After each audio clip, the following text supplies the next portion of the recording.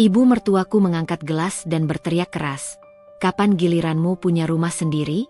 Tahu gaji pas-pasan, jangan boros. Semua keluarga tertawa puas. Ku beri dia pelajaran saat tahu yang sebenarnya.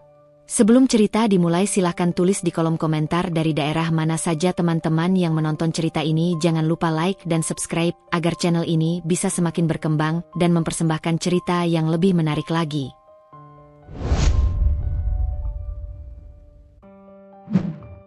Pagi itu, seperti 3 tahun terakhir, Alia sudah berada di dapur sebelum matahari naik sepenuhnya.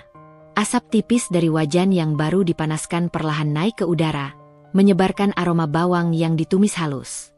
Suasana rumah besar itu masih lengang, hanya terdengar suara kipas angin tua yang berputar pelan di ruang makan. Rumah mertua Alia memang cukup besar, tetapi hawa di dalamnya selalu terasa tegang. Seperti ada dinding tak terlihat yang memisahkan Alia dari kenyamanan yang seharusnya ia dapatkan sebagai menantu. Alia menyiapkan sarapan perlahan, memastikan semua rapi. Ia memotong sayur, menyalakan rice cooker, lalu menata meja makan dengan teliti. Piring porselen yang selalu disukai Bu Ratri, gelas kaca bening, dan sendok yang harus menghadap ke arah tertentu. Sejak awal menetap di rumah ini setelah menikah dengan Raffi, ia sudah hafal setiap aturan yang diterapkan Bu Ratri. Aturan yang kadang terasa seperti ujian tanpa akhir. Saat sedang menuang teh ke dalam teko, langkah kaki terdengar dari arah tangga. Dengan suara keras dan tegas, Bu Ratri muncul sambil merapikan daster batiknya. Makanya bangun pagi itu begini, katanya tanpa melihat ke arah Alia. Rumah sudah harus siap sebelum semua orang turun. Alia menoleh dan tersenyum kecil. Iya, Bu. Sarapannya hampir selesai. Bu Ratri duduk di kursi paling ujung meja, tempat favoritnya, lalu menyapu pandangan ke arah dapur. Tehnya jangan terlalu manis. Kemarin terlalu manis. Ibu jadi pusing. Baik, Bu. Alia menahan diri untuk tidak menghela napas. Ia tahu, secermat apapun ia bekerja, selalu ada saja yang dianggap salah. Beberapa menit kemudian, suara motor berhenti di halaman depan. Suara itu sudah sangat familiar. Dian dan suaminya, Bayu, datang seperti biasa tanpa pemberitahuan. Mereka memang sering berkunjung, menghabiskan waktu di rumah mertua hanya untuk bercerita panjang lebar tentang pencapaian mereka.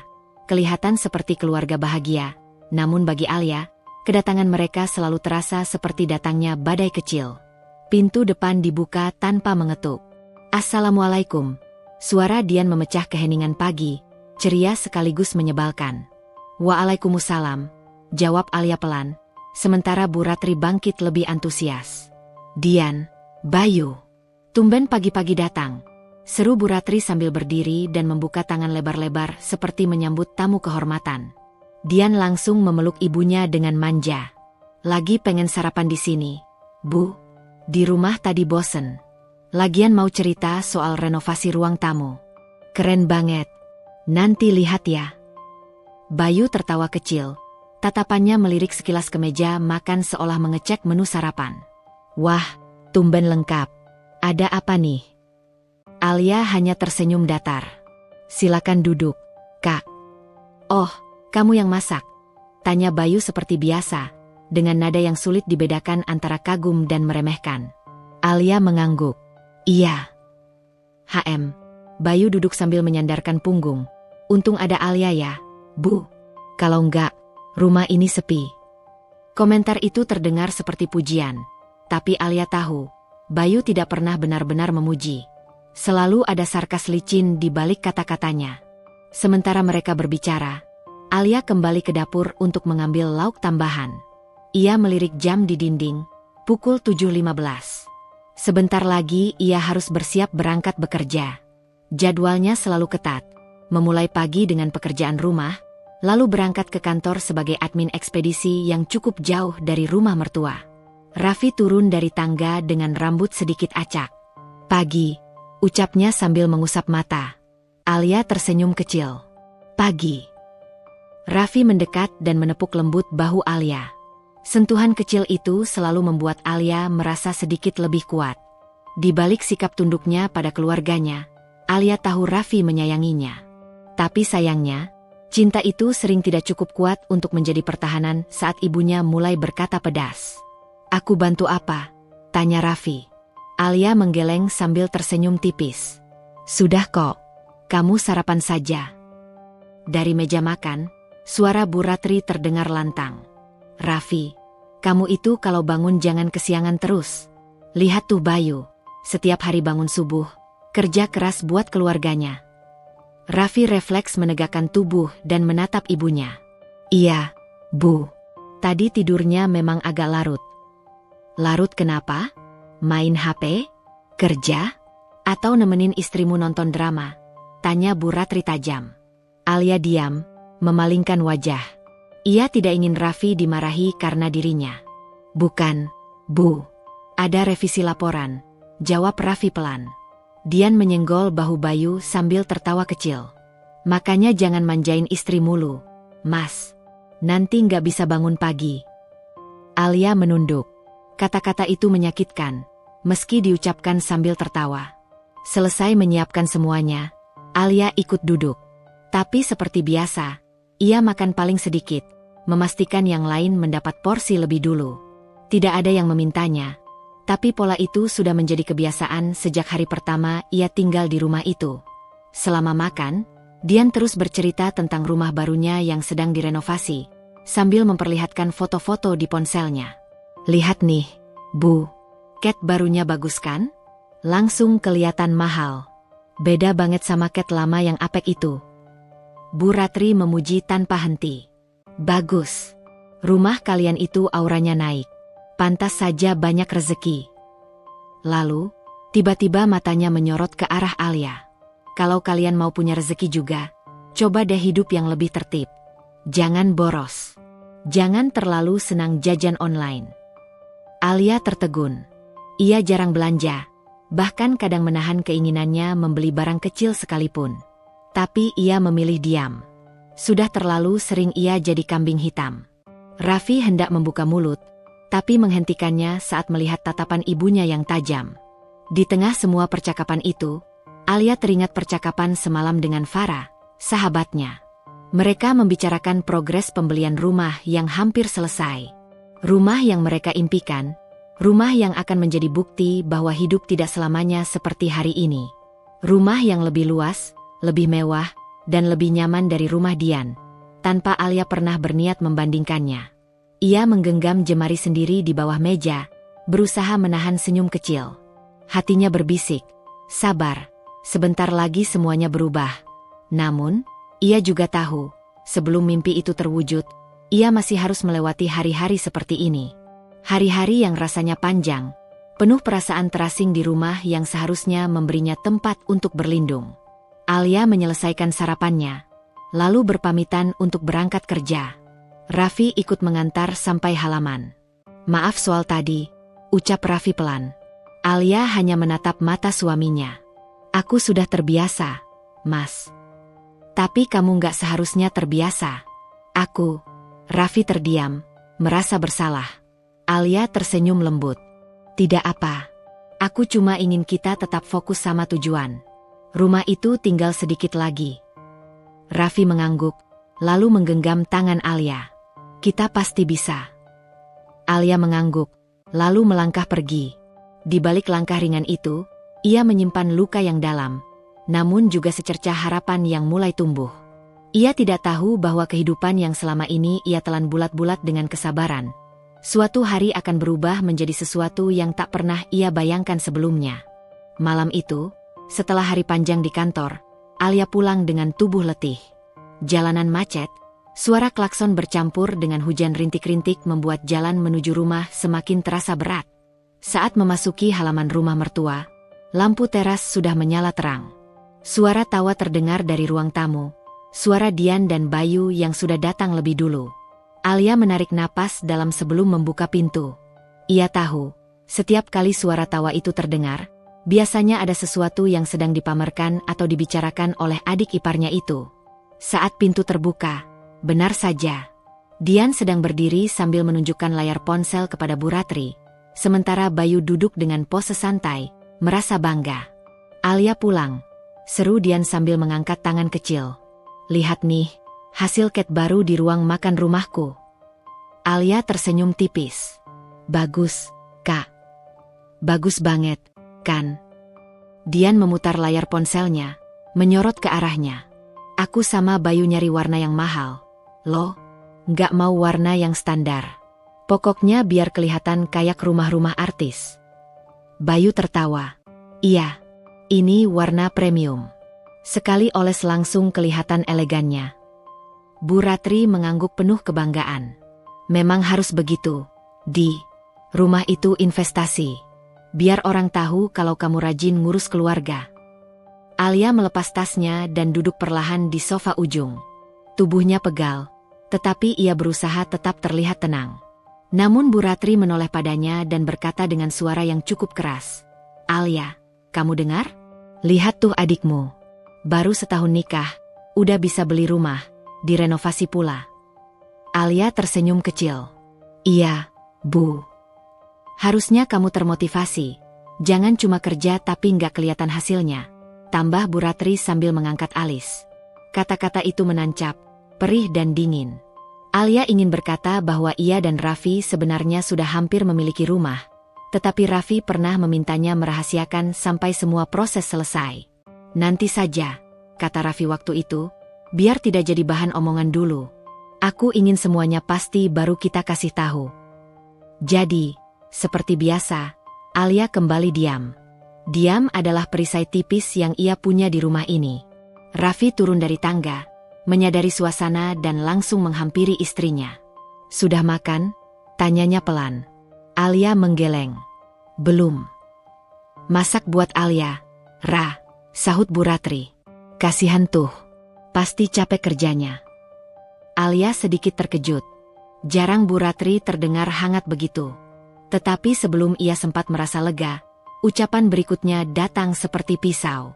Soalnya kalau dia capek, nanti makin lama punya rumah sendiri. Udah gaji pas-pasan, jangan sampai boros energi juga. Tawa Dian dan Bayu langsung pecah. Raffi menoleh cepat ke ibunya. Tetapi tidak berkata apa-apa. Ia hanya menepuk bahu Alia dan berkata pelan, ayo makan dulu. Alia mengangguk, menahan sembilu halus yang menusuk hatinya. Dalam batinnya, ia bertanya-tanya sejak kapan Raffi semakin jarang membela dirinya. Dulu, saat awal menikah, Raffi sering memihak Alia atau setidaknya menjelaskannya dengan lembut kepada ibunya. Tapi belakangan, Raffi lebih banyak diam, atau bahkan membenarkan ibunya demi menghindari pertengkaran. Malam itu berakhir dengan Alia makan sendiri di dapur, sementara tawa keluarga masih terdengar di ruang tamu. Ia duduk menatap piringnya, merasa seperti tamu di rumah tempat ia tinggal. Keesokan harinya, setelah sarapan yang kembali penuh komentar dari Bu Ratri tentang bagaimana seharusnya wanita hemat hidup, Alia berangkat kerja lebih awal.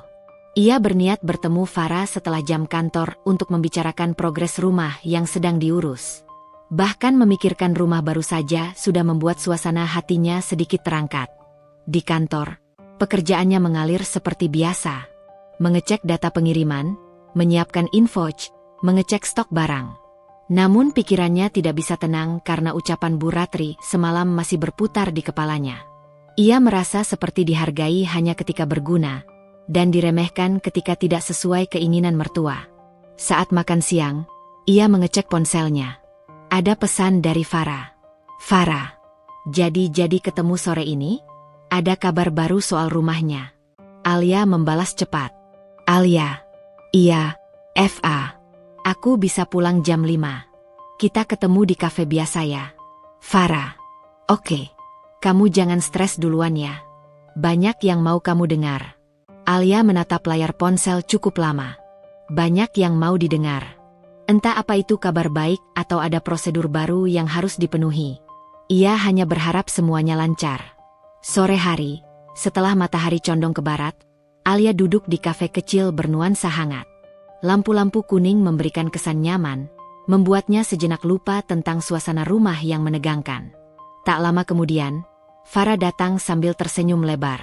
Hei kamu, sapa Farah, duduk di kursi seberang. Mukamu capek banget, sumpah. Alia tertawa kecil. Emang capek, FA? Capek kerja atau capek mertu? Alia mengangkat tangan cepat. Jangan, Fa. Belum siap bahas. Farah mengangkat alis. Ya udah, ya udah. Ia lalu merogoh tasnya dan mengeluarkan berkas. Ini yang baru dari agen properti. Alia otomatis memajukan tubuh. Gimana? Aman. Farah tersenyum bangga. Aman banget. Berkas surat-suratnya sudah dicek. Dan uang pelunasan tinggal nunggu transfer Raffi. Kalau minggu ini selesai, minggu depan rumah itu resmi jadi milik kalian. Alia membeku sejenak. Ada rasa panas mengalir di matanya. Akhirnya. Iya, kamu kuat. Ya, 3 tahun tinggal sama ibu mertuamu. Tapi kamu gak pernah berhenti nabung. Kalian hebat.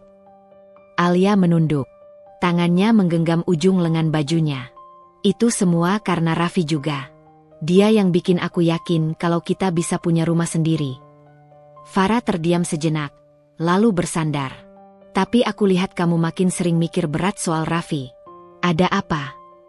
Alia menatap ke jendela. Hujan rintik jatuh, seperti perasaannya yang berantakan. Belakangan ini, Raffi makin sering. Ya, lebih nurut sama ibunya. Apapun yang ibunya bilang, dia ikut. Bahkan yang jelas-jelas nyakitin aku.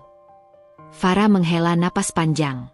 Alia, kamu harus ingat, laki-laki kayak Raffi, yang sayang keluarganya, itu bagus. Tapi kalau sampai mengorbankan istrinya, itu harus dibicarakan.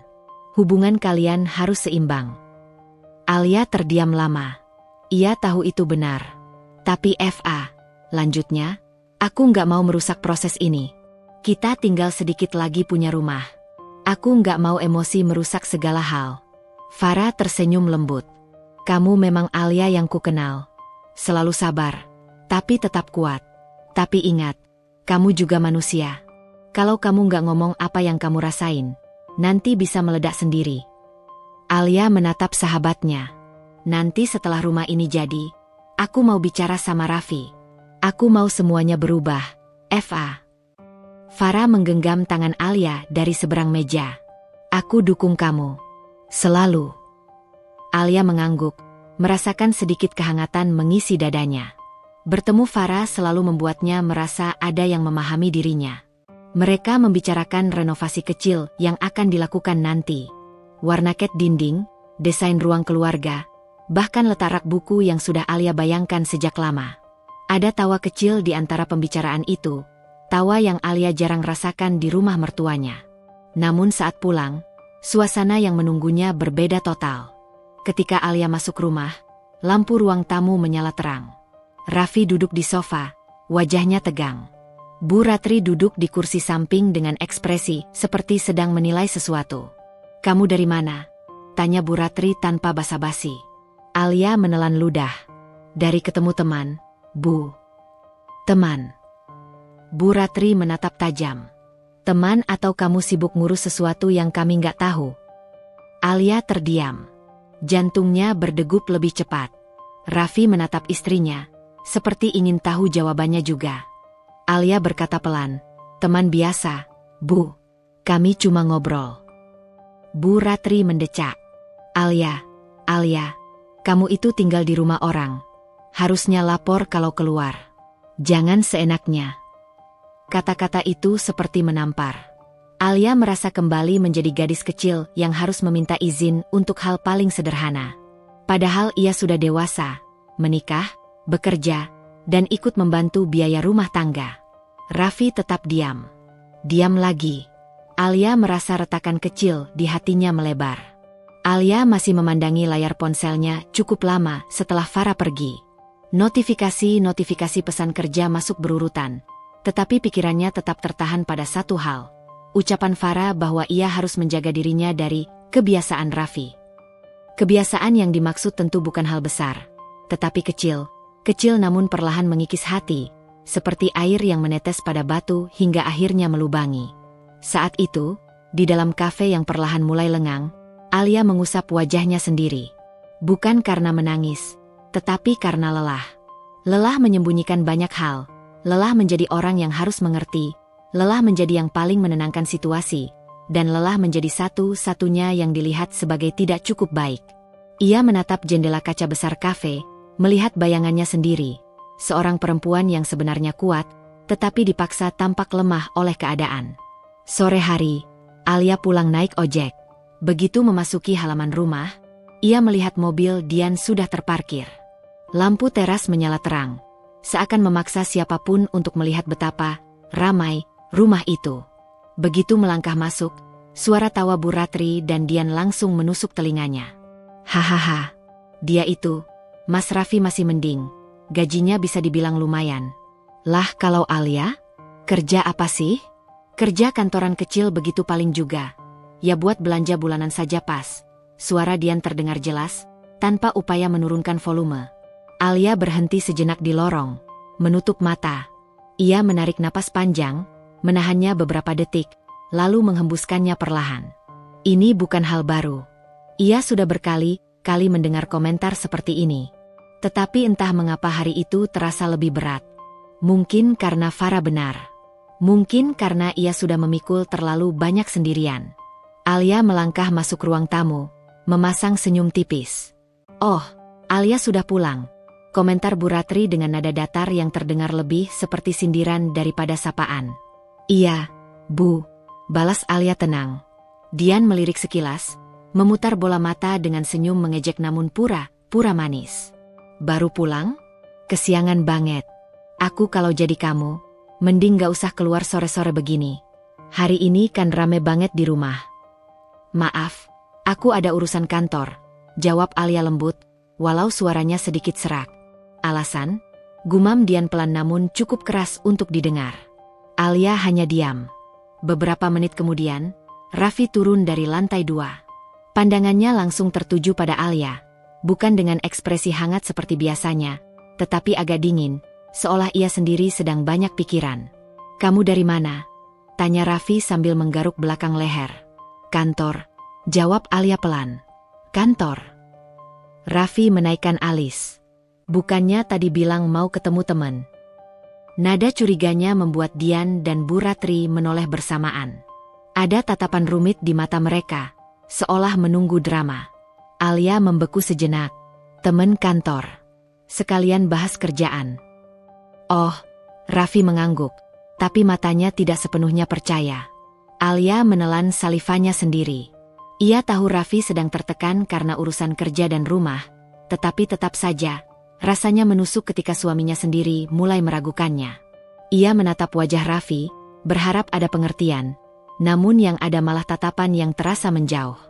Malam itu, setelah makan, Alia duduk di kamar. Ia sedang merapikan berkas pembelian rumah yang disembunyikannya dalam map coklat tebal. Map itu ia taruh dalam tas laptop agar tidak mudah ditemukan. Raffi masuk ke kamar setelah mematikan televisi di ruang keluarga. Ia menutup pintu, lalu duduk di kasur sambil melepas kaosnya.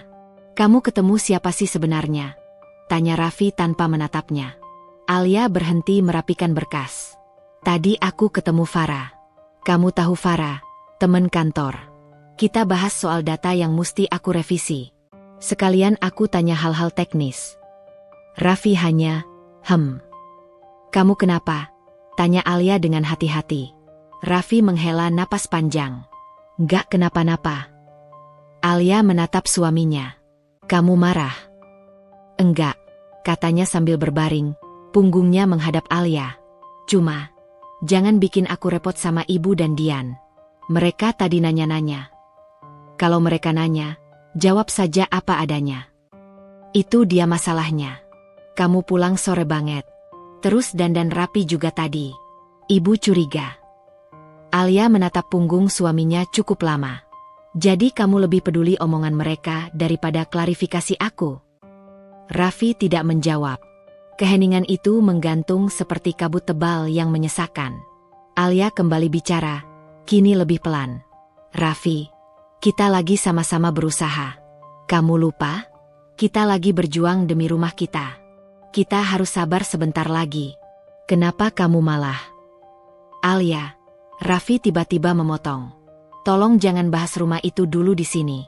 Ibu bisa dengar. Tapi kamu jadi dingin gini karena mereka, Raf?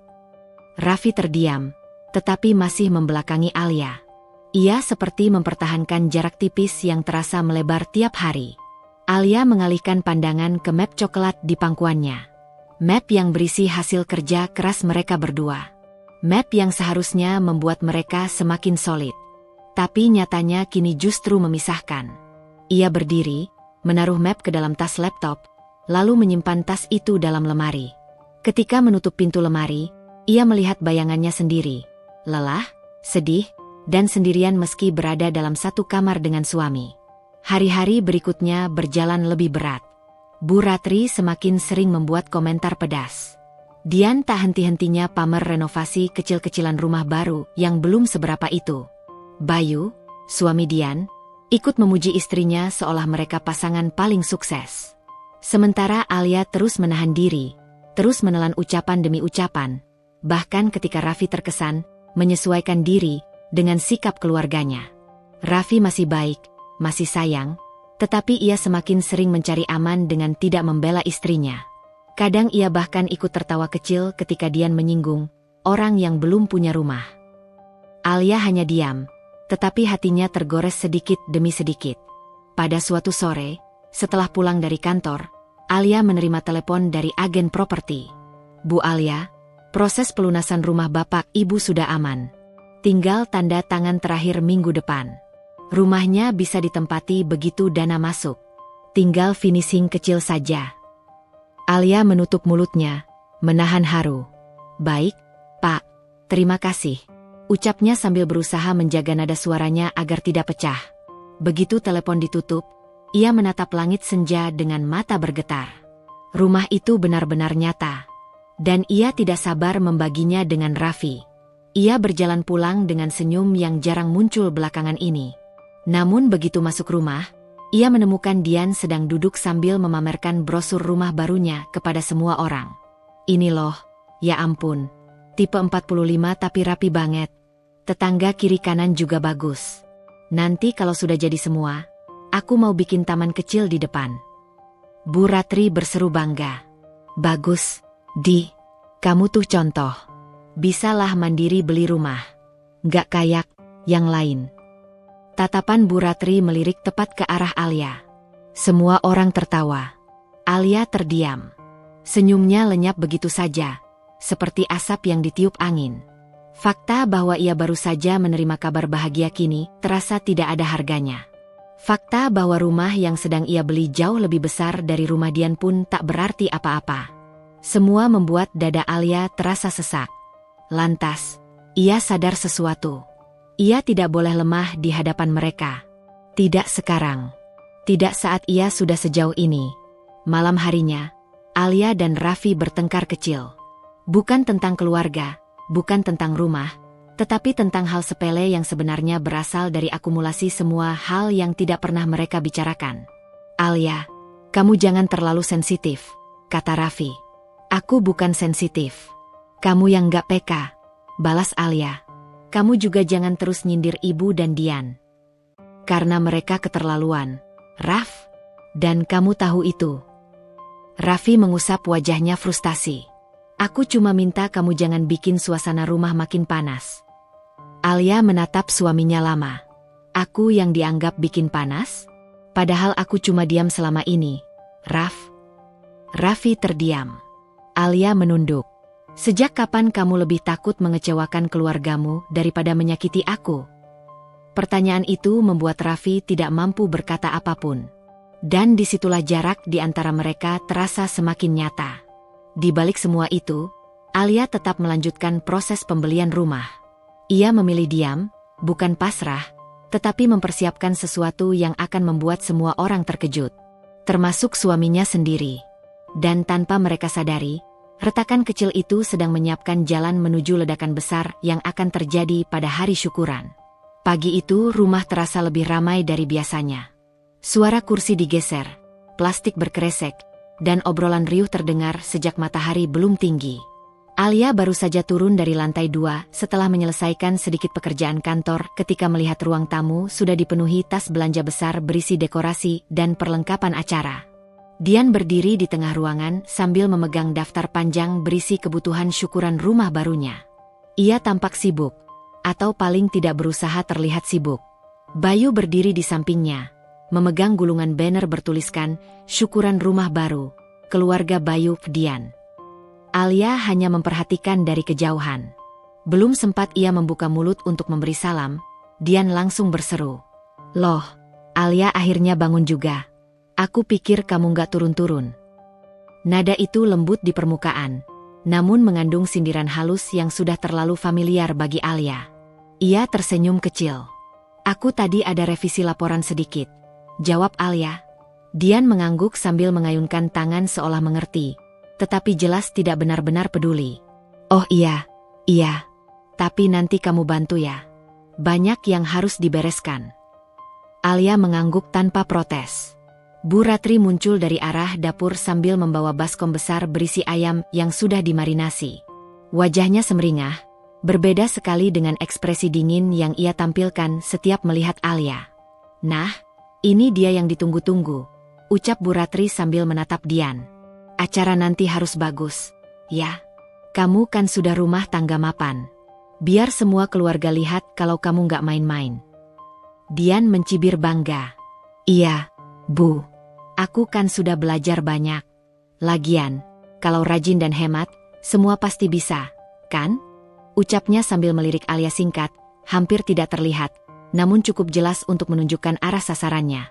Alia menunduk, tidak membalas apapun. Bu Ratri menyambung dengan nada sok bijak. "Betul. Orang yang pinter mengatur uang pasti bisa cepat punya rumah. Lihat tuh Dian, masih muda tapi sudah bisa beli rumah sendiri. Cantik, rajin, ngerti prioritas." Kalimat itu seperti angin dingin yang menyapu wajah Alia. Semua orang seperti tahu kepada siapa ucapan itu ditujukan, tetapi pura-pura tidak paham. Bayu tertawa kecil. "Iya, Bu. Dian tuh memang beda. Istriku nih memang paling bisa diandalkan." Dian tersenyum puas, seolah ucapan suaminya menjadi medali penghargaan. Alia ingin mengatakan sesuatu, tetapi ia memilih menahan diri. Ada percakapan yang lebih penting, percakapan yang hanya ia dan Raffi tahu, rumah yang sedang mereka beli. Rumah yang jauh lebih luas, jauh lebih nyaman, dan dibayar dengan hasil kerja keras mereka berdua selama bertahun-tahun. Tetapi karena Raffi meminta agar semuanya tetap rahasia sampai proses selesai, Alia hanya bisa mengangguk dan menerima semua ejekan itu tanpa membela diri. Tak lama kemudian, Raffi turun dari lantai 2. Penampilannya kusut dan matanya tampak lelah, mungkin karena begadang memikirkan pekerjaan dan keluarga. Saat ia turun, Bu Ratri langsung memanggilnya. "Raf, tolong bantu Bayu ya pasang dekorasi di rumah mereka nanti. Kamu, kan cowok, masa tinggal diam saja?" Raffi mengangguk patuh. "Iya, Bu."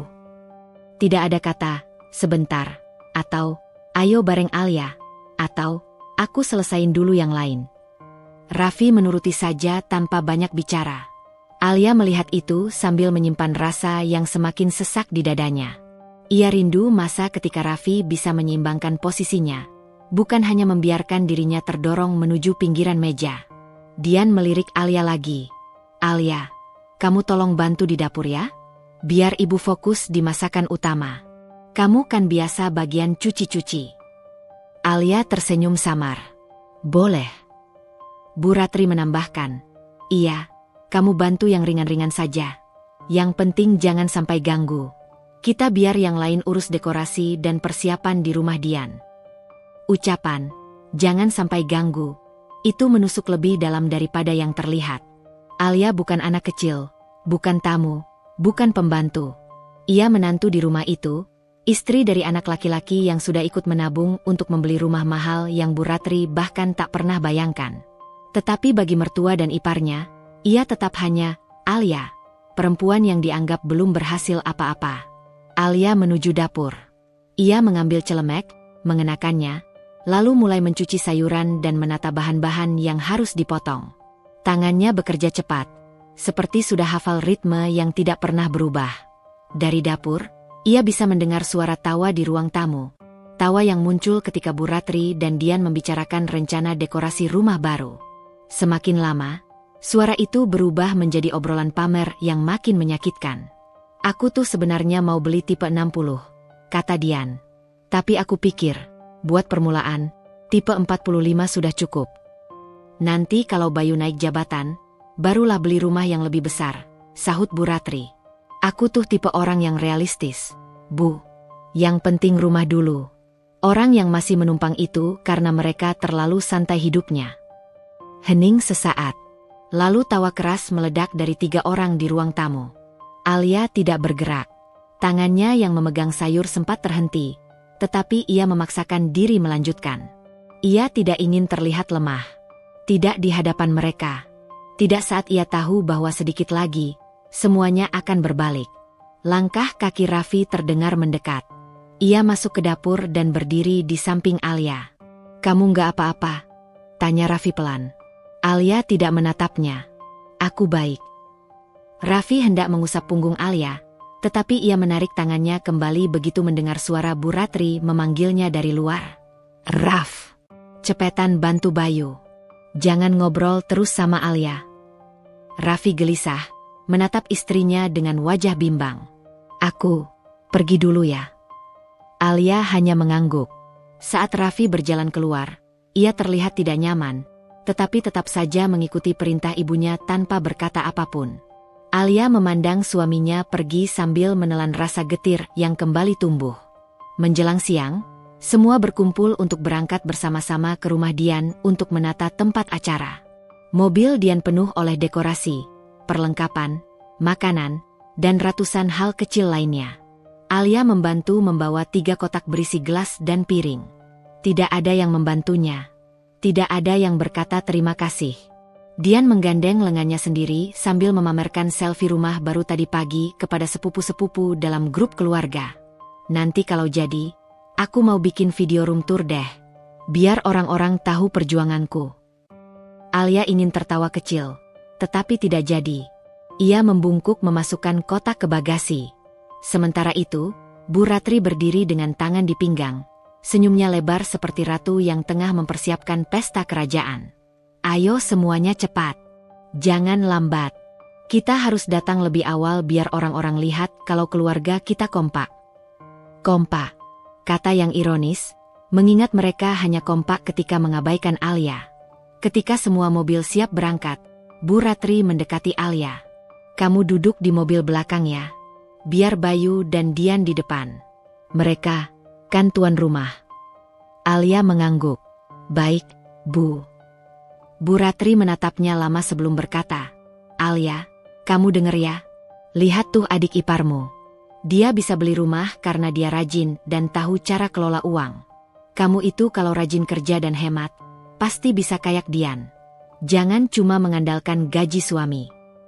Raffi yang mendengar itu dari dekat langsung menunduk. Ia tidak berkata apa-apa. Tidak ada pembelaan. Tidak ada keberpihakan. Tidak ada satu kalimat pun yang menunjukkan bahwa ia mengerti perasaan istrinya. Alia tersenyum. Senyum yang paling tenang yang pernah ia berikan. "Saya mengerti, Bu," ucapnya lirih. Dan untuk pertama kalinya sejak pagi, ada sesuatu di dalam dirinya yang tidak lagi ingin menahan. Ada sesuatu yang sedang membangun diri perlahan. Bukan amarah meledak-ledak, tetapi kekuatan yang muncul dari luka yang selama ini ia sembunyikan. Atmosfer sebelum badai mulai terbentuk. Semuanya masih tampak biasa saja, tetapi Alia tahu, sesuatu sedang mendidih di bawah permukaan. Dan acara syukuran yang akan berlangsung beberapa hari lagi itulah yang akan menjadi panggung utama. Panggung di mana semua kebenaran yang mereka remehkan selama ini akan muncul tanpa bisa mereka hentikan. Hari syukuran tiba lebih cepat dari yang Alia bayangkan. Pagi itu, matahari bahkan belum tinggi ketika halaman rumah Dian sudah dipenuhi kursi terpal, tenda sederhana, dan beberapa rangkaian bunga yang dikirim oleh saudara jauh sebagai ucapan selamat.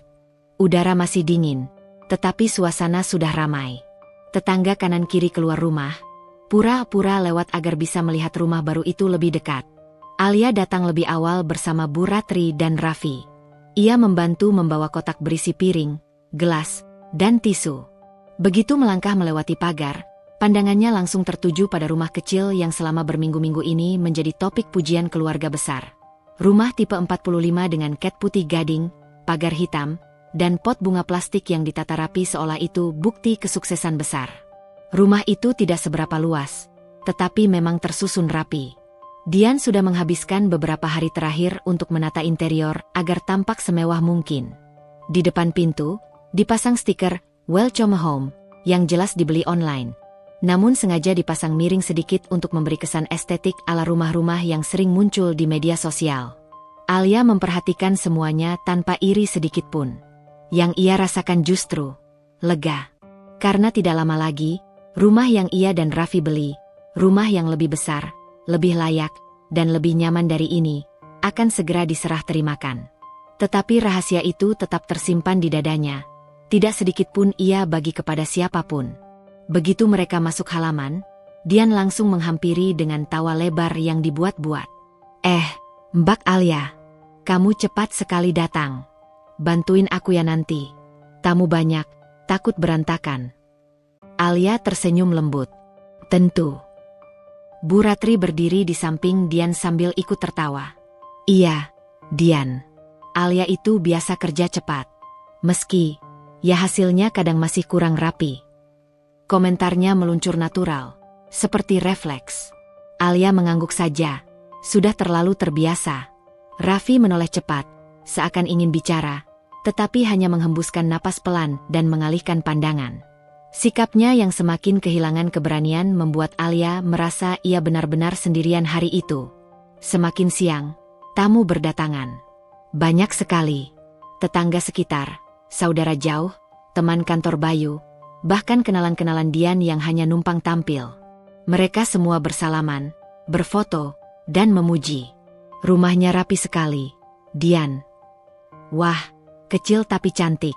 Kamu dekor sendiri, ya? Bagus banget cat ruang tamunya. Kayak rumah artis. Dian menerima semua pujian itu dengan wajah merona, seperti bintang yang sedang naik daun. Bayu menambahkan narasi-narasi palsu agar terlihat makin hebat di mata tamu. Meski sebagian besar interior rumah itu diberikan oleh perusahaan tempatnya bekerja sebagai bonus tahunan. Alia mendengar semuanya sambil menata piring di meja buffet. Ia melakukannya cepat, efisien, dan tanpa mengeluh. Tidak ada yang menyadari betapa sibuknya ia hari itu. Mereka hanya melihatnya seperti pelengkap dalam acara keluarga. Sesekali, Alia ikut menyapa tamu yang bertanya, tetapi tidak ada satupun yang menyadari bahwa ia adalah menantu pertama. Perempuan yang sudah tinggal bersama mertua selama 3 tahun penuh tanpa satu hari pun melawan. Tamu-tamu malah sering bertanya pada Dian, "Ini kakaknya Bayu ya?" Padahal Alia adalah istri dari Raffi, kakak kandung Dian. Namun tidak ada yang meluruskan. Dian juga tidak peduli.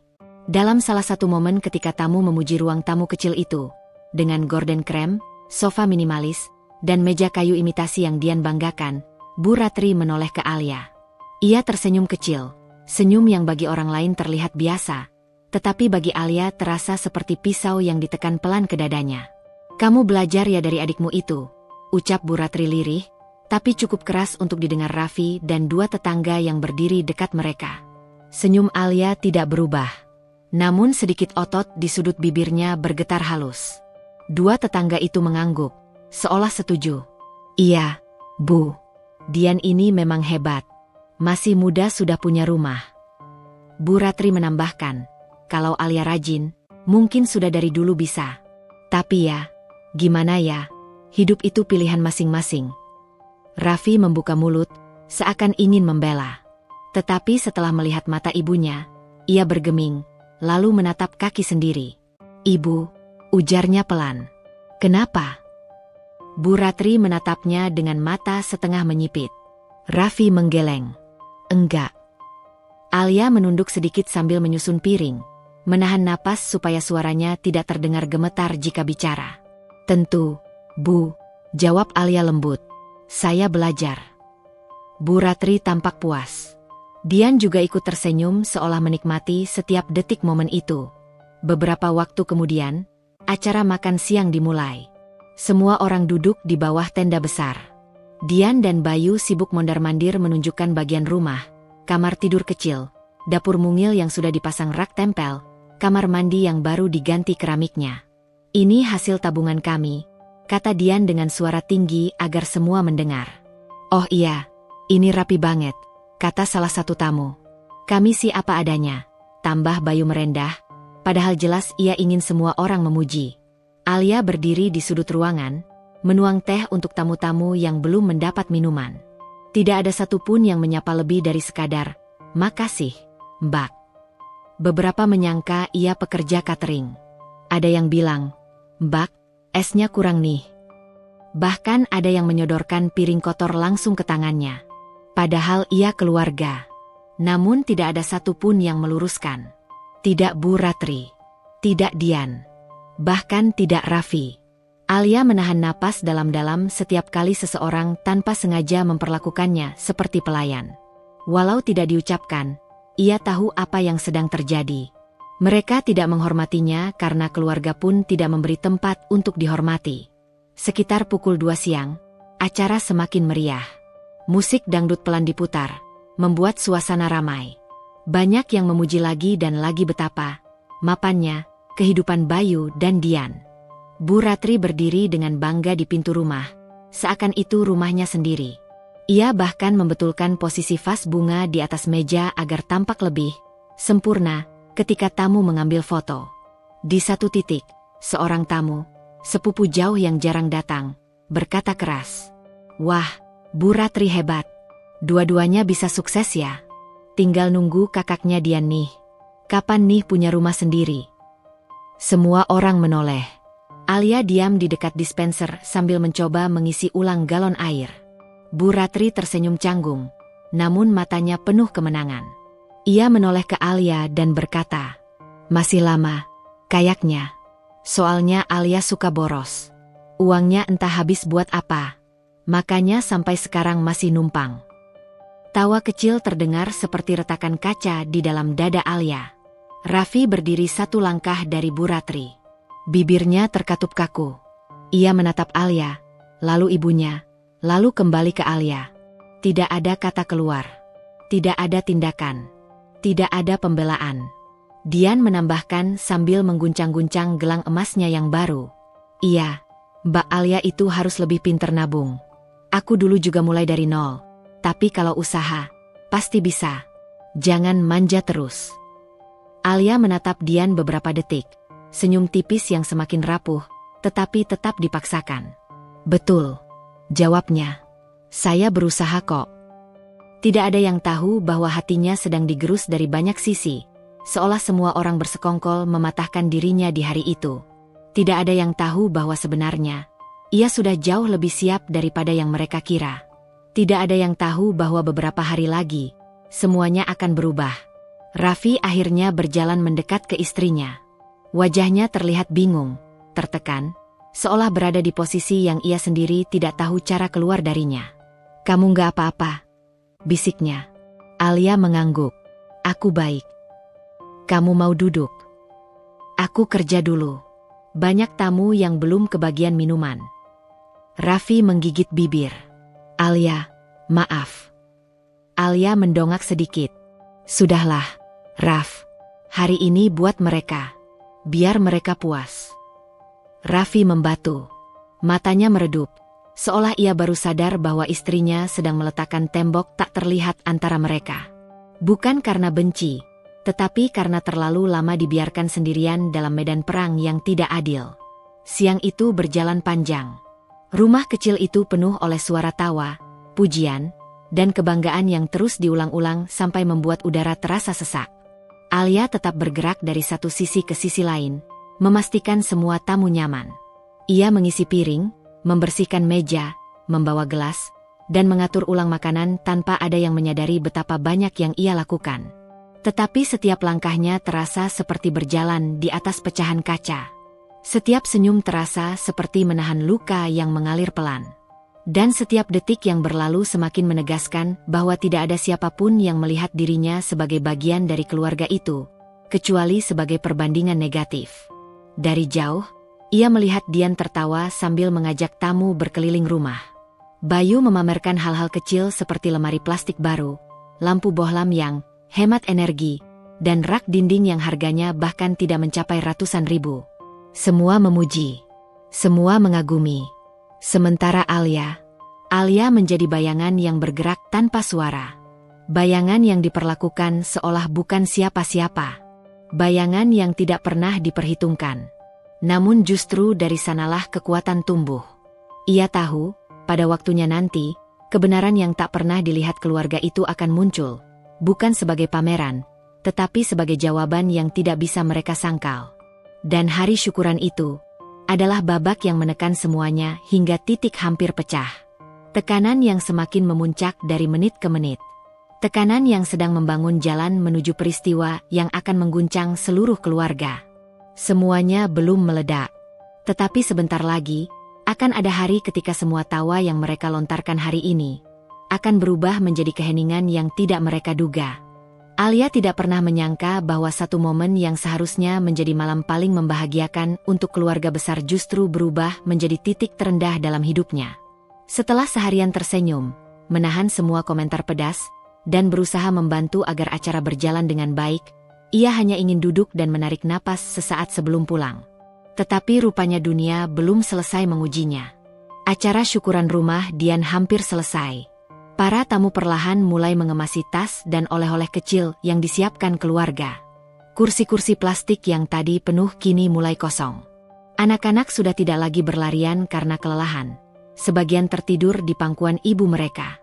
Musik dangdut kecil yang sejak tadi diputar oleh Bayu kini hanya terdengar samar. Alia berdiri dekat meja makanan bersama beberapa ibu-ibu yang sedang membungkus sisa hidangan untuk dibawa pulang. Tangannya sudah lenguh, tetapi ia tetap meladeni permintaan satu persatu dengan senyum yang masih ia paksa agar terlihat wajar. Setiap kali ia menunduk merapikan kotak makanan, ia berharap waktu bergerak lebih cepat agar ia bisa segera pulang. Di tengah kesibukan itu, ia sesekali melirik Raffi yang berdiri tidak jauh, berbincang dengan beberapa sepupunya. Suaminya tampak canggung, tetapi tidak sekalipun menoleh ke arahnya seolah ingin memastikan istrinya baik-baik saja. Sikap itu semakin membuat dada Alia mengencang. Ia tahu Raffi lelah dan tertekan, tetapi sikap diam di saat-saat seperti ini terasa seperti pengkhianatan kecil yang menyakitkan. Bu Ratri terlihat semakin bersemangat sejak acara dimulai. Pujian yang datang dari tamu, meski rumah baru itu milik Dian, bukan dirinya, seolah menambah bahan bakar untuk membesarkan ego yang sudah lama memenuhi seluruh ruang keluarga. Ia mondar-mandir memberi komentar, bercakap dengan suara keras yang terdengar hingga ujung halaman. Sesekali ia melirik ke arah Alia, tetapi setiap tatapan tidak pernah mengandung kebaikan. Selalu ada celah, selalu ada sesuatu yang rasanya perlu ia kritisi. Dan saat tamu mulai menyisakan gelas-gelas kosong di meja, Bu Ratri tiba-tiba berjalan ke tengah ruangan. Ia mengambil gelas plastik berisi sedikit air putih, lalu mengangkatnya tinggi-tinggi. Semua orang otomatis menoleh, karena gaya Bu Ratri sejak dulu memang sengaja dibuat mencolok agar mendapatkan perhatian penuh. Alia yang sedang memindahkan sisa kue ke kotak kecil, ikut menoleh pelan. Ia tidak hafal benar apa yang ingin diumumkan Bu Ratri, tapi melihat tingkah mertuanya yang amat percaya diri membuat firasat buruk muncul begitu cepat. Bapak-bapak, ibu-ibu, dan semua keluarga AA, seru Bu Ratri dengan nada menggema, seolah sedang berpidato di balai desa. Beberapa tamu langsung berhenti berbicara. Ada yang tersenyum sopan, ada yang tampak bingung. Dian dan Bayu berdiri tidak jauh dari sang ibu, sibuk membenarkan posisi baju dan rambut mereka seolah siap menjadi pusat perhatian kapan saja. Alia menelan ludah perlahan. Gelisah itu makin kuat. Bu Ratri melanjutkan, "Terima kasih sudah hadir di syukuran rumah baru Dian dan Bayu. Semoga rumah kecil ini bisa menjadi tempat yang membawa rezeki dan berkah. Amin." Semua orang mengangguk dan mengucapkan, "Amin." Dian tersenyum bangga, memeluk lengan Bayu sambil menatap tamu-tamu. Bayu mengangkat tangan seolah menjadi anggota dewan yang baru dilantik. Alia hanya menunduk kecil, tidak merasa perlu menanggapi. Seharusnya pidato itu berhenti di sana. Seharusnya itu adalah momen penutup dan semua orang melanjutkan aktivitas terakhir mereka sebelum pulang. Tetapi Bu Ratri tidak puas. Ada sesuatu di matanya yang berkedip penuh sensasi, seperti seseorang yang menunggu momen tepat untuk melemparkan bom. Ia memutar tubuh, lalu pandangannya berhenti tepat pada Alia. Dan, katanya, suaranya meninggi tajam, "Sekalian saya mau ngomong sesuatu." Alia berhenti bergerak. Waktu seolah melambat. Semua tamu mulai ikut memutar kepala ke arah yang sama. Raffi yang sejak tadi berbicara dengan sepupunya langsung terdiam. Langkah kakinya berhenti. Ia mengerjap pelan, seperti merasakan apa yang akan terjadi. Bu Ratri mengangkat gelas lebih tinggi lagi. Wajahnya memerah karena antusiasme yang berlebihan. Kapan giliranmu punya rumah sendiri, Alia? Hening. Seng. Udara terasa berhenti bergerak. Semua orang menatap ke satu titik. Alia. Bu Ratri melanjutkan dengan suara yang lebih keras, lebih jelas, dan lebih menusuk. Saya bilangin ya, gaji pas-pasan itu jangan boros. Jangan numpang terus di rumah orang. Malu. Tawa meledak. Tidak hanya dari keluarga terdekat, tetapi dari beberapa tamu yang tidak tahu betapa menyakitkannya kata-kata itu. Ada juga yang menutup mulut sambil menahan tawa. Ada yang hanya memalingkan wajah agar tidak terlihat mencibir. Alia membeku. Tangannya yang masih memegang spatula tremor tanpa ia sadari. Wajahnya memanas, telinganya berdenging. Satu kalimat itu seperti membelah udara dan menghantam dadanya begitu keras hingga ia merasa sesak. Dalam sekejap, segala suara tawa itu berubah menjadi gema yang memantul di kepalanya. Jangan numpang terus. Gaji pas-pasan. Boros. Ia bisa melihat ekspresi Dian yang tersenyum lebar, seperti menyetujui dan mendukung kata-kata ibunya. Bayu yang berdiri di sampingnya bahkan mengangguk kecil dengan ekspresi puas. Beberapa ibu-ibu saling berbisik. Ada yang menatap Alia dari ujung rambut hingga ujung kaki seolah mencari alasan mengapa ia pantas mendapat hinaan tersebut. Yang paling menghancurkan, Raffi tidak bergerak, tidak membela, tidak berkata apapun. Ia terlihat pucat, tetapi itu saja. Ia hanya berdiri terpaku, membuka mulut sedikit seolah ingin bicara, lalu menutupnya lagi karena ketakutan pada ibunya lebih besar daripada keberaniannya membela istri. Alia menggigit bibir sampai menahan sakit. Ia tahu kalau ia menangis di depan semua orang, itu akan jadi bahan tertawaan baru. Ia tidak ingin membuat momen itu terasa lebih memalukan dari yang sudah terjadi. Air matanya menggenang, tetapi ia memaksa wajahnya tetap lurus. Dada terasa sesak, gerak napas terasa seperti mencuri udara, bukan mendapatkannya. Bu Ratri belum berhenti. Nih saya kasih tahu ya, contoh ini, katanya sambil menunjuk Dian. Dia rajin kerja, rajin nabung, gak manja. Kalau mau sukses, tiru adik iparmu itu. Jangan cuma bisa makan dan tinggal gratis.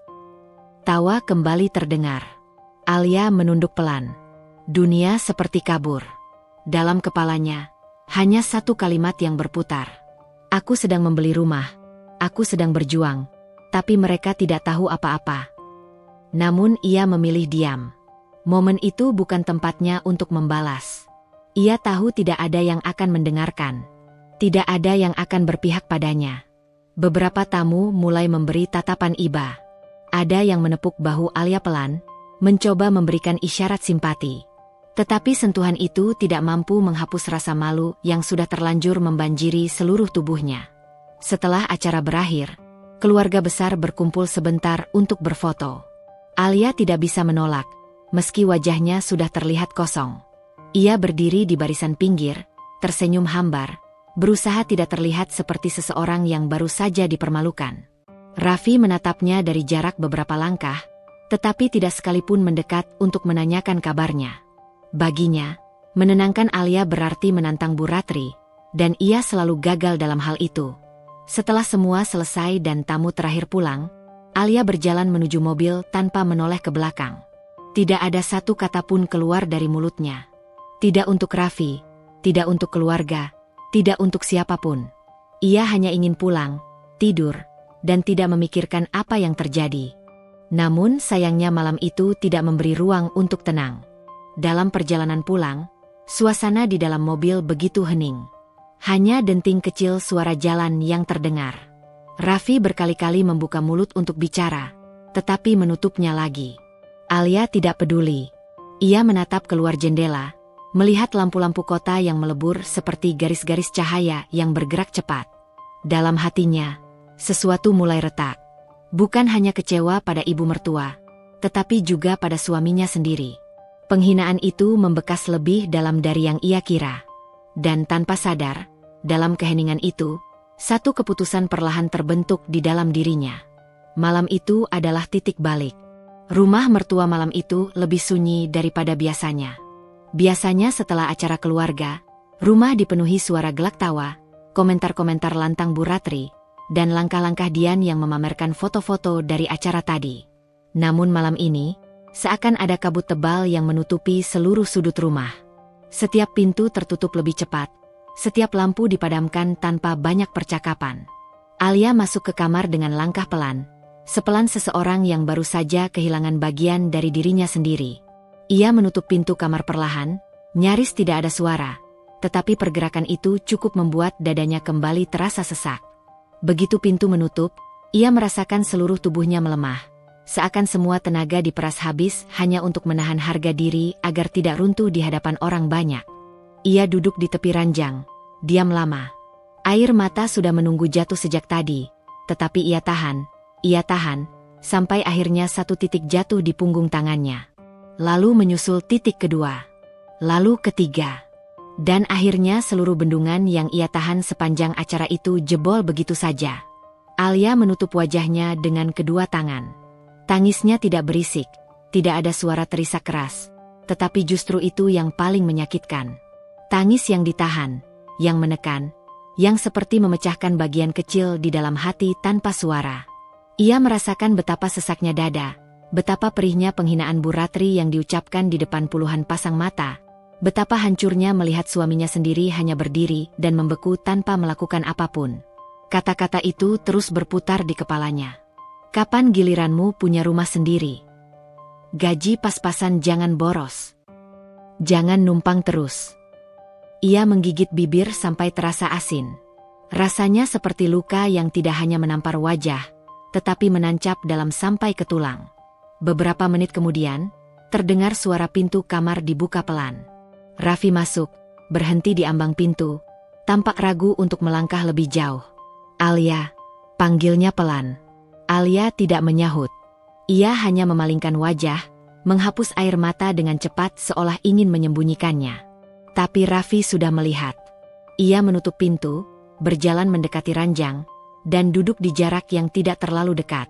Tatapannya gugup, gelisah, seperti seseorang yang tahu dirinya salah tapi tidak punya keberanian cukup untuk mengakuinya. Aku minta maaf, ucap Raffi dengan suara lirih.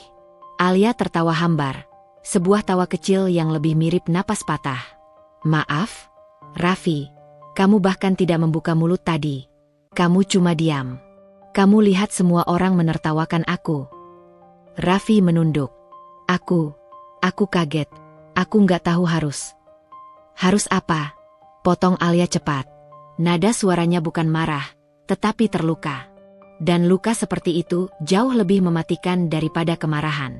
Aku bahkan bukan dianggap keluarga, lanjutnya pelan. Kata-kata itu keluar begitu lembut, tetapi setiap huruf terasa seperti retakan kecil yang pecah di udara. Raffi memejamkan mata, tangannya mengepal kecil di atas lutut. Alia, kamu tahu ibu itu, kalau dia marah, kalau dia ngomong keras. Yang aku tahu, kata Alia sambil menatap lurus ke mata Raffi, adalah kamu membiarkan aku dihina di depan banyak orang. Kamu membiarkan mereka menertawakan aku seolah-olah aku pantas dipermalukan begitu saja. Kamu tidak mengucapkan satu kata pun. Bahkan Dian tadi tertawa sambil lihat aku. Dan kamu diam. Keheningan jatuh seperti batu besar di antara mereka. Raffi kehilangan kata-kata. Wajahnya tampak menyesal, tetapi ketidakberaniannya berbicara lebih keras dari penyesalannya. Alia menarik napas pelan, menyeka mata yang masih basah. Aku sudah tahan 3 tahun di rumah ini, Raffi. Selama 3 tahun aku bangun paling pagi, bantu semua pekerjaan rumah, cari uang, nabung, berhemat. Tapi tetap dianggap seperti beban. Seperti penumpang gelap yang gak dibutuhkan. Alia, kamu bukan beban, bisik Raffi. Benarkah? Alia menegakkan badan, suaranya getir.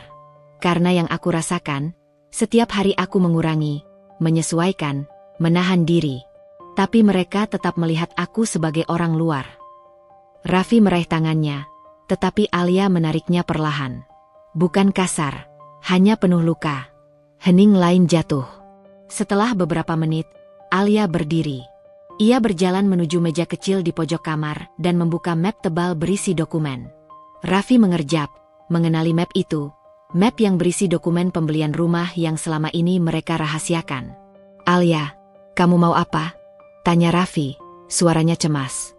"Aku mau menyelesaikan semuanya," jawab Alia tanpa ragu. "Kita sudah menabung bertahun-tahun. Aku sudah kerja keras. Kamu juga. Kita sudah menyusun semuanya dengan rapi. Tapi aku sudah lelah hidup begini." Ia menutup map itu, menatap Raffi dengan mata yang masih merah, tetapi lebih tegas dibanding sebelumnya. "Besok aku ketemu agen properti. Aku percepat pelunasan rumah. Aku ingin keluar dari rumah ini secepat mungkin. Aku tidak peduli kalau ibu marah atau tidak setuju. Aku tidak peduli kalau Dian ngomel atau Bu Ratri bilang apa. Aku ingin hidup dengan tenang." Raffi terdiam, wajahnya seperti seseorang yang baru saja ditarik dari dua arah berbeda. Kita belum siap pindah secepat itu," katanya ragu. Alia menatapnya dalam-dalam. "Raffi, kamu dengar aku. Aku tidak mau mengalami hari seperti tadi lagi. Kamu pikir bagaimana rasanya berdiri sendirian saat seluruh keluarga menertawakanmu? Kamu pikir aku tidak punya batas?" Raffi tidak menjawab. Karena apapun jawabannya, ia tahu ia tidak bisa membantah kenyataan yang Alia rasakan. Alia kembali duduk, menunduk, memeluk lututnya sendiri. Dari balik pintu, terdengar suara Farah mengirim pesan masuk di ponselnya. Panggilan hati kecil Alia memintanya membuka pesan itu. Ia mengetik cepat, "Aku nggak kuat lagi, Far." Tidak sampai 1 menit, Farah membalas, "Aku tahu kamu sakit hati, Li. Aku lihat tadi. Aku ada buat kamu. Besok aku ikut kamu ke kantor agen. Kamu nggak sendirian." Alia menutup mata. Mungkin itu pertama kalinya ia menangis lagi, bukan karena luka, tetapi karena merasa tidak sepenuhnya sendiri.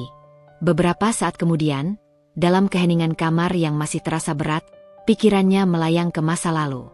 Seperti film lama yang diputar ulang tanpa diminta. Ingatan tentang hari pertama ia dan Raffi memutuskan untuk menabung demi rumah sendiri. Bagaimana mereka merencanakan setiap rupiah dengan detail. Bagaimana mereka menahan keinginan untuk makan di luar, menolak tawaran liburan teman-teman, memilih pakaian bekas demi menghemat sedikit uang. Ia teringat saat mereka duduk bersama di teras kontrakan kecil mereka 5 tahun lalu. Yang ada hanya kipas angin bekas, 2 gelas air putih, dan suara motor lewat. Tetapi mereka bahagia. Mereka punya harapan. Mereka punya rencana bersama. Namun setelah pindah ke rumah mertua untuk sementara, harapan itu satu persatu ditarik mundur. Setiap hari Alia dihitung pergerakannya. Setiap makanan yang ia makan dianggap beban. Setiap kali ia duduk dianggap tidak membantu. Setiap usaha baiknya diremehkan. Ia ingat malam-malam ketika ia menangis diam-diam karena Bu Ratri mengatakan bahwa Alia tidak pantas jadi istri Raffi. Ia bahkan dihadapkan pada kalimat-kalimat seperti, "Kalau anakku mau, dia bisa dapat perempuan yang lebih kaya dari kamu."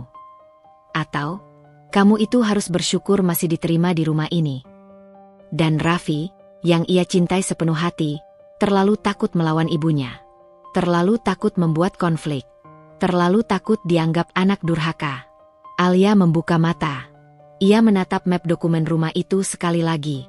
Map itu bukan sekadar dokumen. Itu adalah bukti perjuangannya. Bukti bahwa ia tidak seburuk yang orang-orang itu tuduh. Bukti bahwa ia mampu. Bukti bahwa ia pantas diperlakukan lebih baik. Alia kembali menatap Raffi, yang kini hanya duduk diam menatap lantai. "Aku capek, Raffi," katanya akhirnya. Lirih tapi sangat tegas. "Kalau kamu tidak bisa membela aku, setidaknya jangan menghalangi aku untuk membela diri sendiri." Raffi menutup mata. Wajahnya seperti seseorang yang baru saja tersadar bahwa ia telah gagal menjadi suami yang ia kira bisa ia banggakan. Alia masuk ke dalam selimutnya, memunggungi Raffi. Ia tidak ingin berdebat lebih lama. Tidak malam ini. Tidak ketika luka masih terlalu segar untuk disentuh. Dalam gelap, Alia berbisik pada dirinya sendiri, suara yang bahkan Raffi tidak dengar. "Besok, aku mulai hidupku sendiri." Dan malam itu, Untuk pertama kalinya setelah 3 tahun, Ayla merasa dirinya layak untuk memilih dirinya sendiri. Pagi itu, udara masih terasa lembab setelah hujan turun semalam. Matahari pelan-pelan naik, memantulkan cahaya ke kaca jendela apartemen mungil yang sementara ditempati Alia dan Farah. Di meja makan kecil, Farah sudah siap dengan tas selempangnya, sementara Alia masih menyelesaikan riasan sederhana, bedak tipis dan lip balm, cukup untuk membuat wajahnya segar. Nanti kalau sudah punya rumah sendiri, kita harus beli meja makan yang lebih besar. Ma. Farah berkata sambil mengayunkan kakinya yang belum menyentuh lantai. Alia menoleh, tersenyum kecil. Iya. Meja kayu yang kamu suka itu, yang warnanya coklat muda. Yang ada bangku panjangnya. Yang itu juga boleh. Farah mengangguk puas, seolah bayangan rumah baru itu sudah menari-nari di kepalanya. Sejak beberapa hari terakhir, Alia memang terus memikirkan rumah yang mereka lihat pertama kali lewat brosur. Rumah 2 lantai, modern, dengan warna putih dan abu yang terlihat hangat sekaligus elegan. Ia belum pernah membayangkan bisa memiliki rumah seperti itu, apalagi di lokasi yang begitu strategis. Jam di dinding menunjukkan pukul 9.20. Mereka janji bertemu dengan Pak Herman pukul 10 di kantor agen properti. Alia mengambil napas panjang, berusaha tetap tenang. Hari ini akan menjadi salah satu hari terpenting dalam hidupnya. Suaminya, Raffi, sebenarnya berencana ikut sejak pagi. Tapi Alia meminta Farah saja yang menemaninya terlebih dahulu. Ia belum siap jika Raffi ikut dari awal, apalagi hubungan mereka belum benar-benar pulih. Ada bagian dari dirinya yang masih mengingat bagaimana Raffi memilih diam ketika keluarga besarnya meremehkan Alia. Bagian itu belum sembuh, belum hilang. Sudah siap? Tanya Alia sambil menggenggam tangan Farah. Farah mengangguk semangat. Berangkat. Kantor agen properti itu berada di pinggir jalan besar. Dinding kacanya memantulkan pemandangan lalu lintas yang mulai padat. Di dalamnya ada sofa-sofa coklat muda, meja kayu minimalis, serta aroma kopi yang entah dari mana datangnya, tapi menenangkan. Begitu Alia masuk, seorang pria berusia sekitar 50 tahunan berdiri menyambut.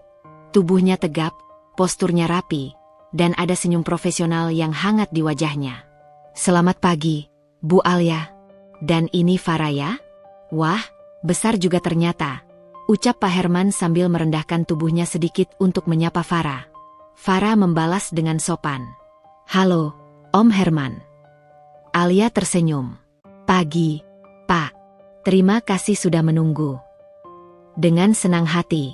Rumah yang Ibu minati sudah saya siapkan semua datanya. Pak Herman mempersilakan mereka duduk.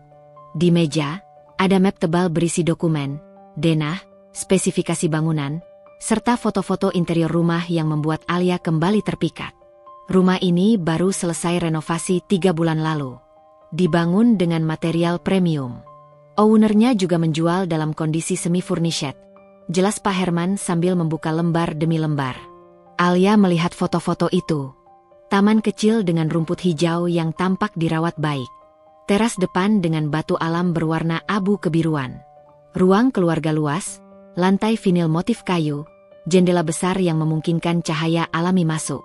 Dapur modern dengan top table marmer putih. Tangga kayu dengan railing hitam matte. Kamar utama dengan balkon besar. Kalau Ibu tertarik, kita bisa langsung survei rumahnya sekarang juga, ujar Pak Herman. Alia menatap Farah, yang matanya sudah berbinar-binar. Pergi lihat, Ma, bisiknya. Alia mengangguk. Baik, Pak. Kita ke sana sekarang. Perjalanan ke lokasi memakan waktu sekitar 20 menit. Mobil Pak Herman berhenti di gerbang perumahan elit yang dijaga satpam. Farah menatap keluar jendela dengan takjub, melihat jalan-jalan yang dipenuhi pepohonan dan rumah-rumah besar di kiri kanan. Saat mobil berhenti di depan rumah yang mereka tuju, Alia terdiam. Inilah rumah itu.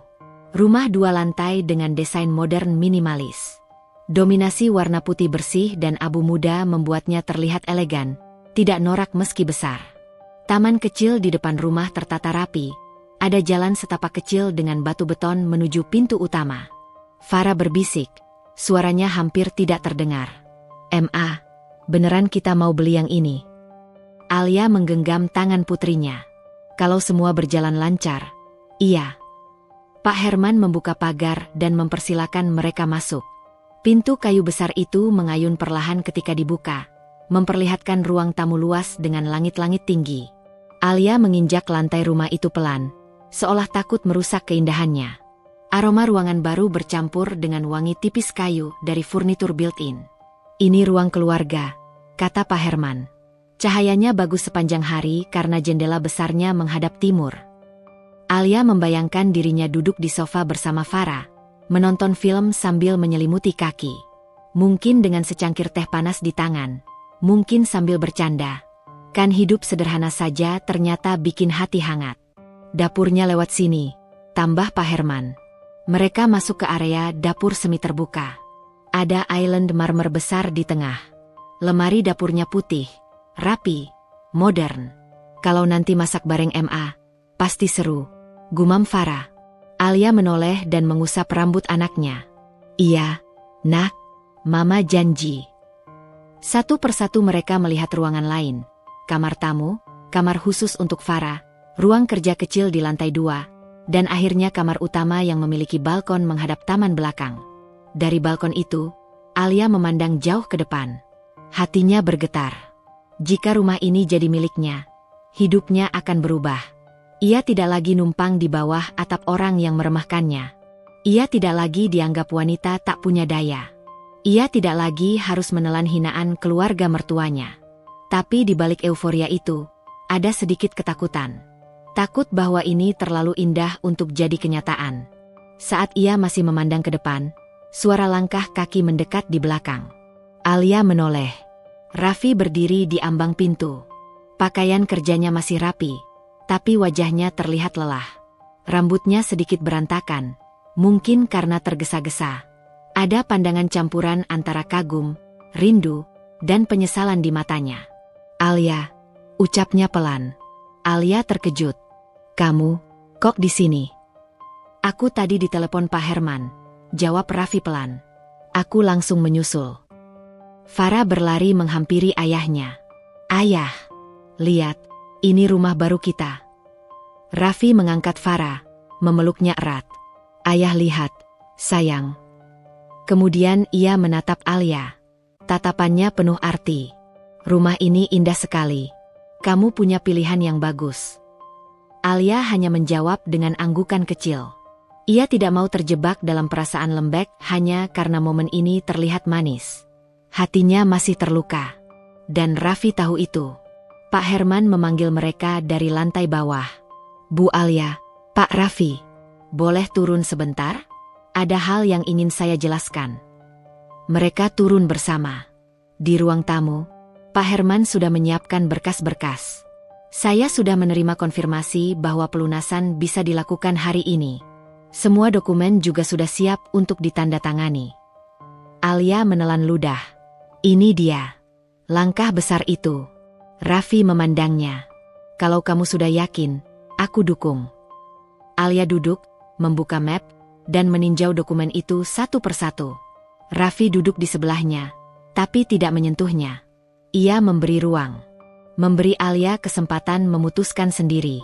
Di sela keheningan itu, Alia berkata pelan, tanpa menoleh. Aku mau tanda tangan. Raffi menarik napas, seakan menelan semua rasa bersalah dan lega sekaligus. Baik. Ketika pulpen menyentuh kertas, tangan Alia sedikit bergetar. Tapi begitu tanda tangan pertamanya selesai, ia merasa seolah batu besar terangkat dari dadanya. Tanda tangan kedua, ketiga, semuanya berjalan lebih mantap. Setelah semuanya selesai, Pak Herman berdiri sambil mengulurkan tangan. Selamat, Bu Alia. Mulai hari ini, rumah ini resmi milik Anda.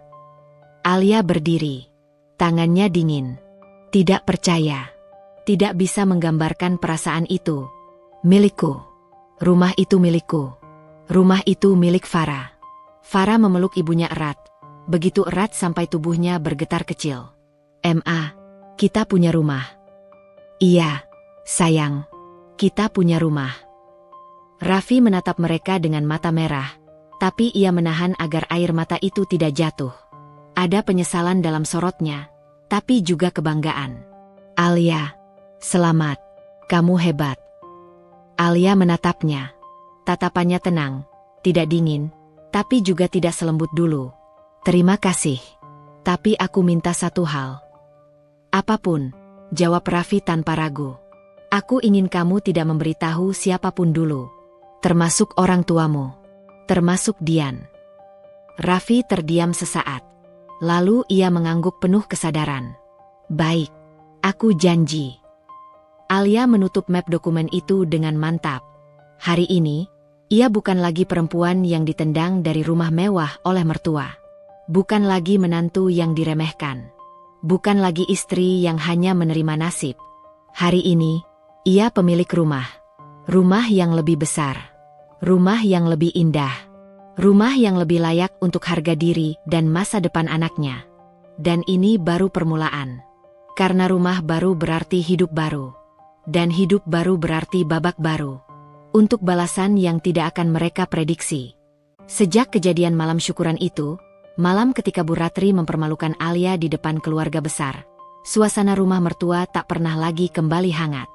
Bahkan kata hangat tidak pernah cocok untuk menggambarkan rumah itu sejak awal. Tapi kini keadaan semakin jauh dari sekadar dingin. Yang tersisa hanya suasana tajam, tegang, dan penuh bisik-bisik menusuk. Bu Ratri tidak pernah melewatkan satu hari pun tanpa menyindir. Kadang lewat kata-kata yang diucapkan keras, kadang dengan komentar bergumam yang sengaja dibuat cukup lantang agar Alia mendengarnya.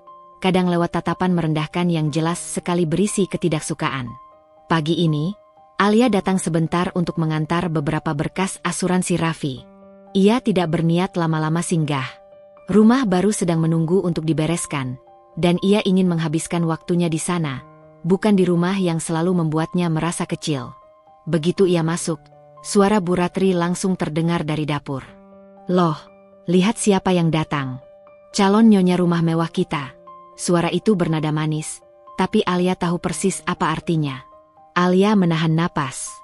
Ia sudah bersiap menghadapi ini. Pagi, Bu. Saya cuma antar berkas. Belum selesai ia bicara, Bu Ratri sudah memotong. Iya, tahu. Kamu kan sekarang sibuk sekali. Banyak drama sampai menangis di acara syukuran. Semua orang lihat loh. Alia, masih muda masa gampang tersinggung begitu? Hanya bercandaan saja. Alia menatap ibu mertuanya. Bu, malam itu ibu menghina saya di depan banyak orang. Kalau saya terluka, itu bukan karena bercandaan. Alah, kamu ini ya. Dikit-dikit bawa perasaan. Wanita zaman sekarang aneh. Dibilang bercanda nggak percaya. Lagian, apa salahnya sih aku bilang kamu itu kurang mapan? Kan memang kenyataannya begitu. Orang kita di keluarga ini semua kerja keras. Kamu cuma. Bu Ratri tidak melanjutkan. Ia hanya mengibaskan tangan, seolah malas melanjutkan kalimat yang ia sendiri tidak anggap masalah.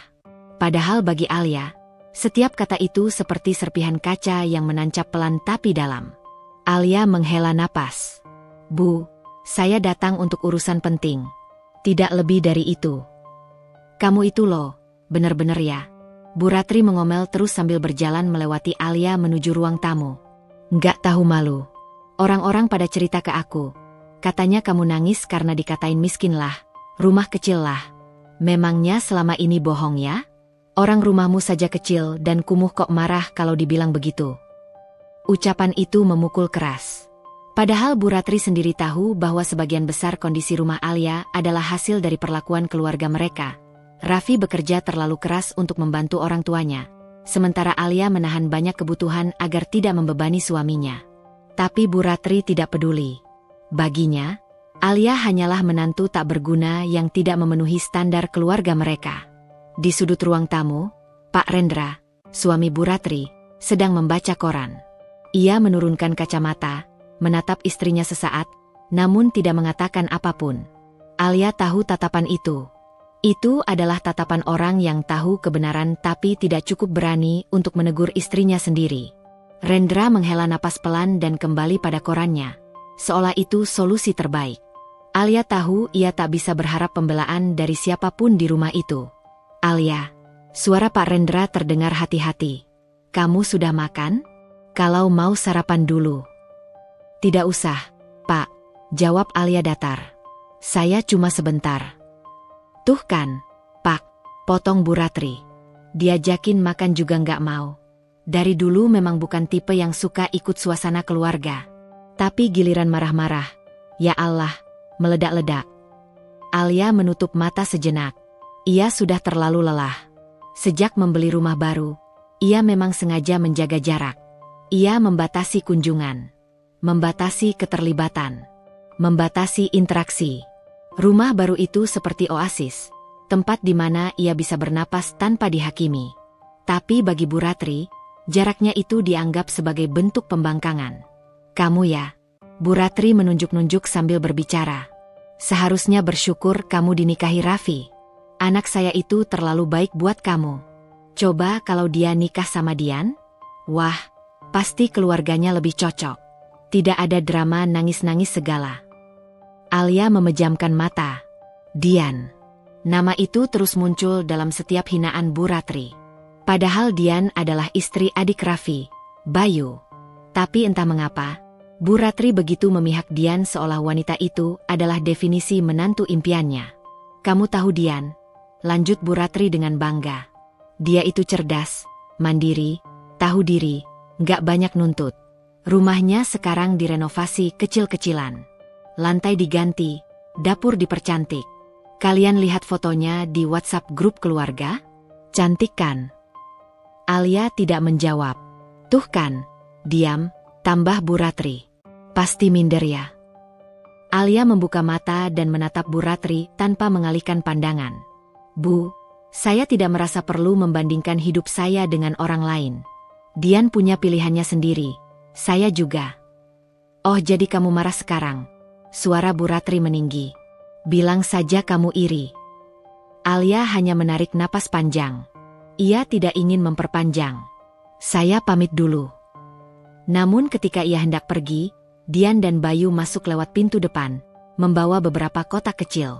Aduh, kalian datang juga, seru Bu Ratri sambil langsung menghampiri Bayu dan menepuk pundaknya. Lihat nih, ibu bawa makanan dari catering. Biar tukang-tukang renovasi nggak kelaparan. Dian tersenyum lebar. Senyum yang selalu terlihat sedikit terlalu dibuat-buat. Wah, terima kasih banyak, Bu. Ibu tuh memang paling perhatian. Bayu menatap Alia sekilas, lalu pura-pura sibuk dengan kotak di tangannya. Hubungan mereka sebenarnya tak buruk, tapi Bayu cenderung mengikuti arus. Dan arus itu biasanya mengarah pada ibunya. Dian mencium tangan Bu Ratri lalu menatap Alia dengan senyuman manis. Hai, Mbak Alia, lagi sibuk juga ya? Ya, jawab Alia singkat. Rumahku lagi direnovasi sedikit-sedikit, Mbak. Lanjut Dian sambil memainkan rambutnya. Nggak besar sih, tapi lumayanlah. Kita pelan-pelan naik kelas. Bu Ratri langsung menyahut. Iya rumah Dian itu sudah bagus loh. Kalian kalau main pasti kaget. Bayu menambahkan, nanti kalau sudah selesai, kita undang Undu. Alia memotong halus. Bagus ya, kalau kalian bisa memperbaiki rumah. Selamat.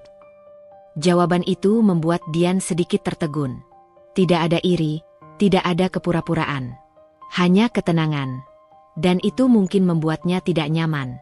Bu Ratri, yang melihat ketenangan Alia, langsung menyembur. Kamu itu ya. Kalau orang lain punya rezeki harusnya ikut bahagia. Bukan datar begitu. Jangan merasa tinggi ya cuma karena. Kalimat itu terhenti. Alia memandang Bu Ratri dengan tatapan yang pertama kali membuat ibu mertuanya tak berkutik. Tatapan yang tidak lagi meminta pengakuan. Tidak lagi meminta belas kasihan. Tidak lagi takut. Bu, ujar Alia pelan, tapi sangat jelas. Saya bahagia untuk mereka. Tapi saya juga belajar satu hal. Tidak semua keberhasilan harus dipamerkan. Bu Ratri mengernyit, merasa disindir. Dian tampak gugup. Bayu memalingkan wajah. Alia melanjutkan, ada hal-hal yang lebih baik disimpan sampai waktunya tepat. Kamu ngomong apa sih? Tanya Bu Ratri curiga. Tidak apa-apa, Bu, jawab Alia lembut. Yang pasti, saya sudah tidak mau lagi terlibat dalam drama rumah ini. Semua terdiam. Lalu Alia menambahkan kalimat yang membuat udara seolah berhenti bergerak. Saya sudah punya hal lain yang lebih penting untuk saya urus. Ia membungkuk sedikit, sopan, kemudian berkata, permisi. Dan ia pergi, tanpa menoleh, tanpa ragu. Di mobil, Alia menghela napas panjang, mencoba menata hatinya yang berdebar. Walaupun ia sudah kuat, konfrontasi itu tetap menguras energi. Teleponnya bergetar. Pesan dari Raffi. Raffi, sudah selesai dari rumah ibu? Alia, sudah. Raffi, are you okay? Alia, capek, tapi aku bisa. Raffi, mau aku jemput? Alia, tidak. Aku mau ke rumah baru. Raffi membalas cepat. Raffi, oke. Aku usahakan menyusul sebentar lagi. Alia meletakkan ponselnya.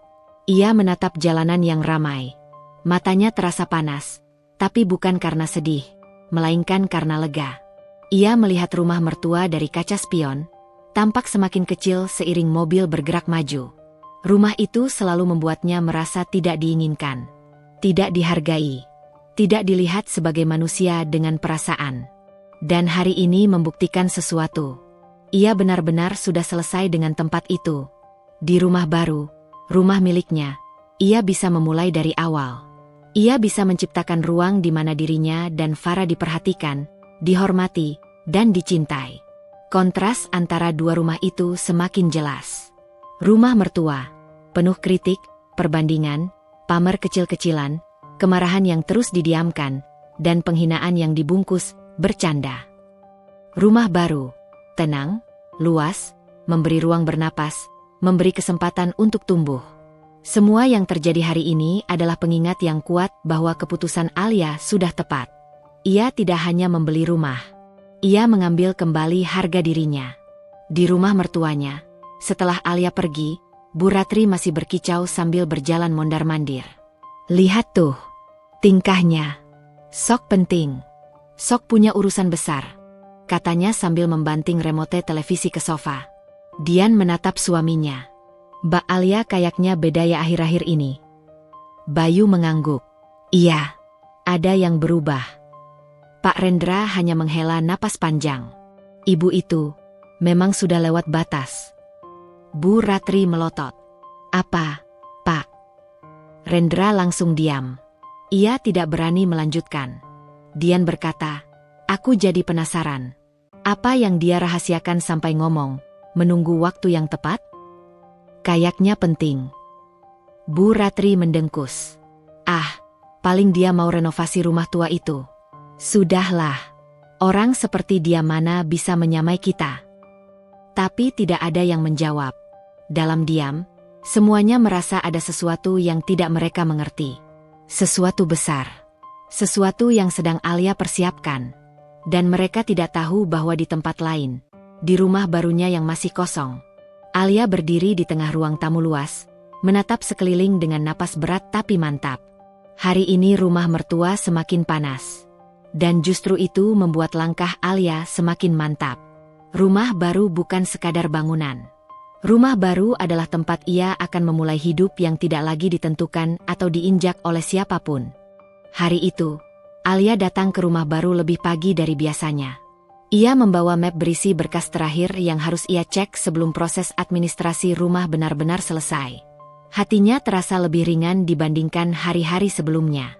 Meski suasana rumah mertua semakin panas, rumah barunya selalu memberi energi berbeda. Ruang ini terasa seperti tempat di mana ia akhirnya diperbolehkan menjadi manusia yang utuh. Pak Herman, agen properti yang sudah seperti teman baru baginya, sudah duduk di ruang keluarga. Pria itu membuka laptop dan beberapa dokumen yang perlu ditandatangani sebelum proses mutasi sertifikat dilakukan. Silakan duduk, Bu Alia, katanya ramah. Alia tersenyum. Terima kasih sudah datang pagi-pagi begini, Pak. Tidak apa-apa. Bapak juga sekalian mau mampir ke kantor kecamatan. Ia merapikan kertas. Hari ini kita cek terakhir untuk simulasi kredit awak, pelunasan, dan konfirmasi asal dana masuk. Setelah itu, prosesnya tinggal jalan saja. Alia mengangguk. Selalu seperti itu. Setiap ada hal yang berkaitan dengan administrasi, Ia selalu memastikan tidak ada kesalahan. Ia ingin semuanya rapi, bersih, dan tidak menyusahkan siapapun di kemudian hari. Namun setelah beberapa menit membahas berkas, Pak Herman tiba-tiba terdiam. Ia membuka dua map yang tampak berbeda warna. Satu berisi dokumen terbaru, satu lagi dokumen lama. Alia memperhatikan perubahan ekspresinya. Ada yang salah, Pak. Pak Herman menghela napas. Nada suaranya berubah sedikit hati-hati. Tidak salah, Bu. Tapi, saya menemukan sesuatu yang mungkin perlu Ibu ketahui. Alia langsung merasa jantungnya menegang. Apa ya, Pak? Pak Herman menatapnya, seakan ragu apakah ia seharusnya menjelaskan atau tidak. Akhirnya ia memutuskan jujur. Ini mengenai transaksi lama yang pernah diajukan suami ibu, sekitar 3 tahun lalu. Alia mengerutkan dahi. Transaksi apa? Permohonan pembelian rumah kecil di daerah Cempaka. Waktu itu, pengajuan gagal karena uang muka yang dijanjikan tidak jadi dibayar. Alia membeku. Maaf, katanya akhirnya. Saya tidak tahu soal itu. Pak Herman tampak semakin berhati-hati. Saya hanya menjelaskan karena dokumennya terhubung dengan berkas Raffi yang sekarang. Waktu itu, Bapak Raffi sudah menabung cukup banyak untuk uang muka. Tapi tiba-tiba seluruh dana itu ditarik, dan beliau membatalkan pembelian. Alia menelan ludah. Tangannya mulai sedikit gemetar. Pak, apa alasan pembatalannya? Inilah titik ketika Pak Herman terlihat sangat tidak nyaman. Ia membuka map lama, memperlihatkan dokumen bank yang berisi catatan penarikan. Penarikan itu besar. Jumlah yang sangat mereka perjuangkan bertahun-tahun. Waktu itu, saya ingat sekali, ujar Pak Herman pelan. Bapak Raffi mengatakan harus memakai dana tersebut untuk membantu keluarganya. Lebih tepatnya, untuk melunasi utang. Alia berhenti bernapas sejenak. Utang? Siapa, Pak? Suaranya hampir hilang. Pak Herman menatapnya dengan hati-hati. Dari berkas yang saya lihat, utang itu milik ibu mertua Anda. Alia terdiam. Tidak bergerak. Tidak berkedip. Hanya tatapannya yang tiba-tiba terasa kosong. Pak Herman melanjutkan dengan detail yang membuat jantung Alia semakin remuk. 3 tahun lalu, Bu Ratri sempat terlilit utang pinjaman karena proyek kuliner rumahan yang dibukanya gagal. Pinjaman itu cukup besar. Ada juga biaya renovasi mendadak untuk memperbaiki atap rumah orang tua beliau yang bocor. Gabungan semua itu membuatnya nyaris kehilangan rumah. Alia menelan ludah, bibirnya mulai kering. Ia tidak pernah tahu cerita itu. Tidak pernah. Pak Herman membuka lembar lain. Ini tanda tangan Bu Ratri, dan ini tanda tangan Raffi sebagai penjamin. Waktu itu ada 2 pilihan, menjual rumah mereka, atau melunasi pinjaman. Alia memejamkan mata. Seluruh tubuhnya terasa dingin. Raffi pernah mengatakan mereka harus menunda membeli rumah karena kondisi ekonomi belum siap. Ia bilang saat itu ia harus membantu keluarga. Tapi ia tidak pernah menyebut bahwa alasan itu adalah hutang besar yang hampir membuat orang tuanya kehilangan rumah. Ia tidak pernah mengatakan bahwa tabungan awal rumah mereka dipakai untuk menolong ibunya. Tidak pernah. Sementara setiap hari, Alia menerima hinaan bahwa dirinya numpang. Bahwa dirinya tidak becus membeli rumah. Bahwa dirinya boros, tidak bisa mengatur uang, dan tidak pantas berada di lingkungan keluarga itu. Padahal uang muka rumah pertama mereka hilang karena menyelamatkan rumah ibu mertuanya. Pak Herman melanjutkan pelan. Setelah itu, Raffi bekerja lebih keras. Saya ingat, waktu itu dia bilang ingin mengejar tabungan lagi. Tapi, sepertinya proses itu cukup berat. Alia menunduk, suaranya pecah. Berarti, selama ini, tabungan yang hilang, bukan karena kami salah mengatur. Tidak, Bu. Jawab Pak Herman mantap. Suami ibu menolong orang tuanya. Dan jumlahnya besar sekali. Alia menutup mulutnya, menahan suara tangis yang hampir pecah. Pak Herman menatapnya dengan empati. Saya minta maaf kalau ini membuat ibu kaget. Tapi menurut saya, ibu berhak tahu. Dari dokumen yang saya lihat, terlihat jelas bahwa itu pengorbanan besar. Pengorbanan besar yang disembunyikan. Pengorbanan yang justru dibalas dengan hinaan dan cemoohan dari orang yang ditolong. Alia duduk lama, terdiam memandangi lantai marmer rumah barunya. Air matanya mengalir tanpa suara. Ia tidak pernah meminta rumah mewah. Ia hanya ingin hidup layak dan dihargai. Tapi bertahun-tahun, ia dipermalukan karena dianggap numpang.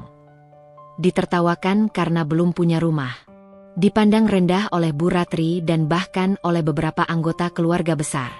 Padahal kalau bukan karena hutang Bu Ratri, ia dan Raffi sudah punya rumah sejak 3 tahun lalu. Ia kehilangan tahun-tahun yang seharusnya sudah ia jalani di rumah sendiri, karena seseorang yang justru merendahkannya tiap hari. Ironi itu begitu pahit sampai membuat dadanya terasa sesak. Bu Alia. Pak Herman memanggil pelan. Alia mengusap wajahnya. Terima kasih, Pak. Saya tidak tahu soal ini. Pak Herman mengangguk, paham bahwa Alia sedang berusaha menelan kenyataan yang pahit. Jika ada yang ibu butuh bantuan, saya siap, katanya. Alia mencoba tersenyum, meski senyumnya tampak patah. Terima kasih. Saya hanya perlu waktu. Pak Herman memberikan ruang. Ia membereskan berkas sambil sesekali menatap Alia yang masih termenung. Saat akhirnya Pak Herman berpamitan dan pergi, Alia tetap duduk diam. Ruangan luas itu kini terasa aneh, seolah ikut menampung kesedihan yang memenuhi dadanya. Perlahan, ia mulai mengulang di kepalanya satu persatu hal yang pernah ia dengar dari Bu Ratri. Kapan kamu punya rumah sendiri? Gaji pas-pasan, jangan boros. Kamu rajin kerja dan hemat sedikit. Pasti bisa seperti Dian. Numpang terus, nggak malu? Nangis cuma gara-gara bercandaan? Aneh. Alia menggigit bibir hingga terasa asin. Bagaimana mungkin seseorang bisa begitu tega? Ia merasa darahnya mendidih, campuran antara marah, sedih, dan terluka dalam. Tapi di tengah pusaran emosi itu, ada satu perasaan lain yang muncul. Alia akhirnya mengerti. Ia mengerti kenapa Raffi selalu menahan diri. Ia mengerti kenapa suaminya tampak lelah selama ini. Ia mengerti kenapa Raffi selalu merasa bersalah setiap kali mereka membahas rumah. Ia mengerti kenapa mereka harus tetap tinggal di rumah mertua, meski itu membuatnya menderita. Dan yang paling menyakitkan, ia mengerti kenapa Bu Ratri begitu keras dan menyudutkan dirinya. Karena Bu Ratri menyembunyikan sesuatu besar. Sesuatu yang jika terbongkar, akan meruntuhkan wibawanya. Selama ini, Bu Ratri menutup-nutupi bahwa dirinya pernah jatuh, pernah gagal, pernah hampir kehilangan rumah. Dan betapa ironisnya, dia malah menghina orang yang ia rugikan. Alia menutup mata, air mata kembali mengalir. Ya Tuhan, suaranya pecah. Kenapa semuanya begini? Ia memeluk dirinya sendiri. Hanya itu yang bisa ia lakukan untuk menenangkan dada yang sakit. Dan di tengah keheningan rumah barunya, satu kenyataan menamparnya. Bu Ratri tidak hanya menghina, tidak hanya merendahkan, tidak hanya mempermalukan. Bu Ratri telah mengambil kesempatan terbesar dalam hidup Alia dan Raffi, dan menyembunyikannya. Alia menunduk semakin dalam. Luka itu terlalu dalam. Namun di dasar luka itu, sesuatu sedang tumbuh. Sesuatu yang selama ini tidak pernah cukup kuat karena leluhannya dipatahkan kembali dan kembali. Keberanian. Keberanian untuk menghadapi kebenaran. Keberanian untuk tidak lagi diam. Keberanian untuk melindungi dirinya sendiri. Karena babak berikutnya dalam hidupnya, bukan lagi tentang bertahan, melainkan tentang berdiri. Dan saat itu tiba, Bu Ratri akan menyadari bahwa menantunya bukan lagi perempuan yang bisa ditekan sesuka hati. Sejak pagi, suasana rumah mertua terasa lebih tegang dari biasanya. Matahari baru naik, sinarnya menembus tirai ruang tengah, tapi suasananya justru muram, nyaris seperti ada badai yang tidak terlihat. Alia bangun dengan perasaan campur aduk, ada ketakutan, ada ketegasan, dan ada sesuatu yang baru muncul dalam dirinya. Keberanian yang selama ini tenggelam di bawah tekanan keluarga. Semalam adalah titik balik. Tangisannya sudah kering, dan sisa-sisa sakit hati yang menumpuk selama bertahun-tahun kini berubah menjadi tekad. Alia sudah duduk di depan meja rias, menatap pantulan dirinya. Mata itu, yang seminggu terakhir selalu bengkak, kini tampak lebih tegas. Ada garis-garis kelelahan. Ya, tetapi ada juga sesuatu yang tampak seperti bara. Ia membenarkan jilbabnya, menarik napas panjang, lalu menghembuskannya perlahan. Sudah cukup, gumamnya sangat pelan, seperti mantra. Hari ini ia mulai memindahkan barang-barangnya sedikit demi sedikit ke rumah barunya. Bukan semuanya, hanya pakaian penting, dokumen, dan beberapa barang pribadi yang mudah dibawa. Bukan karena ingin kabur diam-diam, tetapi karena ia tidak ingin terjebak dalam perdebatan yang akan mengalihkan rencananya. Tindakan itu cukup membuat Bu Ratri mengernyit. Dari dapur terdengar suara keras khas Bu Ratri menumpahkan kekesalan. Itu Alia, kenapa beres-beres pagi-pagi? Ada apa lagi? Apa mau kabur ke rumah orang tuanya? Alia yang mendengar itu hanya memejamkan mata sebentar. Sudah puluhan, bahkan ratusan komentar semacam itu yang ia telan selama bertahun-tahun. Rasanya seperti meminum racun sedikit demi sedikit. Tetapi kali ini berbeda. Ia tidak lagi tergores. Ia hanya merasa, sudah waktunya berhenti. Raffi keluar dari kamar. Suaranya rendah. Yah, mungkin dia cuma mau rapi-rapi, Bu. Rapikan apa? Sahut Bu Ratri dengan sinis. Baju sendiri aja masih suka aku yang setrika. Sekarang rajin banget. Raffi menghela napas. Biasanya ia hanya diam, tetapi kini sorot matanya tampak resah. Ada ketakutan di dalam dirinya juga. Takut kehilangan Alia, mungkin. Takut kesalahannya terungkap. Takut pada kebenaran yang akan segera muncul. Alia tidak memedulikan mereka. Ia berjalan melewati ruang tengah sambil membawa tas kecil. Tidak menatap siapapun. Tanpa berkata apa-apa, ia keluar dari rumah. Farah sudah menunggunya di mobil. Ia tersenyum lebar ketika melihat Alia mendekat. Pagi, perempuan kuat, sapanya, sengaja memberi tekanan pada kata kuat. Alia masuk ke mobil dan menarik napas lega, seolah keluar dari zona beracun untuk sementara. Farah, terima kasih sudah mau bantu aku hari ini. Selalu, jawab Farah ringan. Ini fase baru hidupmu. Dan aku mau kamu masuk ke dalamnya dengan kepala tegak. Mobil melaju menuju rumah baru yang kemarin resmi menjadi milik Alia dan Raffi. Sepanjang jalan, pikiran Alia penuh dengan gambaran apa yang akan terjadi malam nanti. Ia membayangkan wajah-wajah keluarga besar, terutama Bu Ratri, saat melihat rumah itu. Ia membayangkan keheningan yang mungkin terjadi setelah ia membuka kebenaran hutang Bu Ratri yang selama ini ditutup-tutupi, yang membuat ia dan Raffi harus menunda punya rumah. Tetapi ia tidak ingin membalas dendam. Itu bukan tujuannya. Ia hanya ingin meletakkan batu terakhir di atas luka sebagaimana seseorang menutup makam agar tidak ada lagi yang mengungkitnya. Rumah baru itu menyambut mereka dengan cahaya alami yang jatuh melalui jendela besar di lantai 2. Setiap kali Alia melihat bangunan itu, ia merasakan campuran antara syukur dan kehilangan. Rumah ini milikku, pikirnya. Miliki kami. Dan anehnya, justru itu membuatnya sedih. Seharusnya momen seperti ini dirayakan dalam keluarga. Seharusnya ada tawa, bukan air mata. Seharusnya Bu Ratri bangga, bukan menghina. Farah mengajak Alia masuk ke dalam.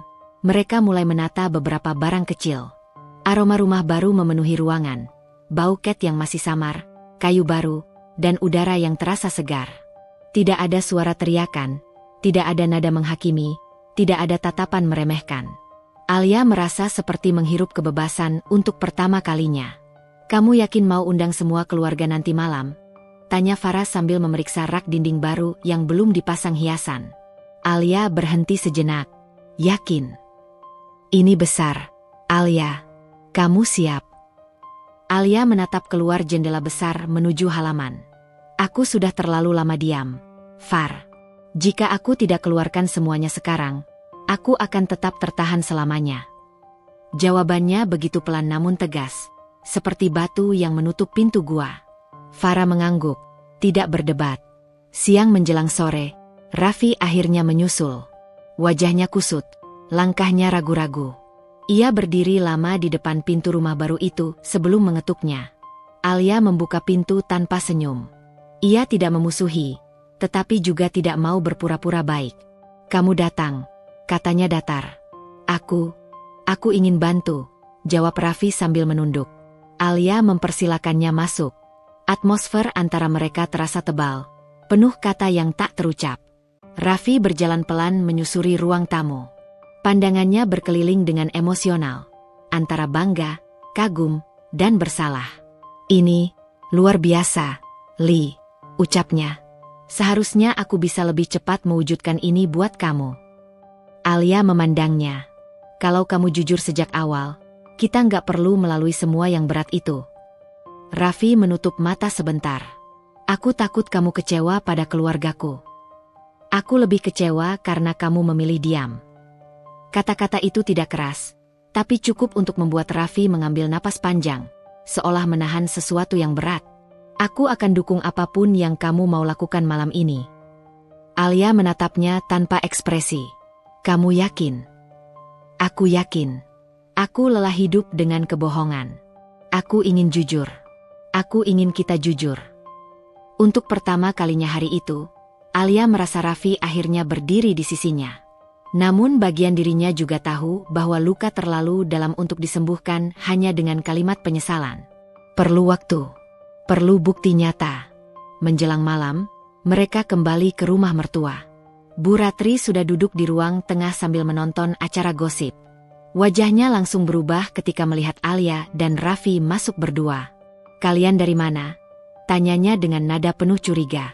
Keluar sebentar, jawab Raffi singkat. Keluar sebentar? Dari pagi? Kamu istrinya atau siapa yang kamu temui sampai nggak balik-balik? Sindir Bu Ratri sambil memelototi Alia. Alia tidak menanggapi. Ia hanya menatap Raffi sebentar. Raffi menelan ludah, lalu menjawab, Bu, nanti malam kumpul keluarga besar ya. Alia ada hal yang mau disampaikan. Kita mau ajak semuanya. Bu Ratri langsung pasang wajah tak senang. Mau ngomong apa lagi sih? Jangan-jangan mau drama. Alia masih tidak menjawab.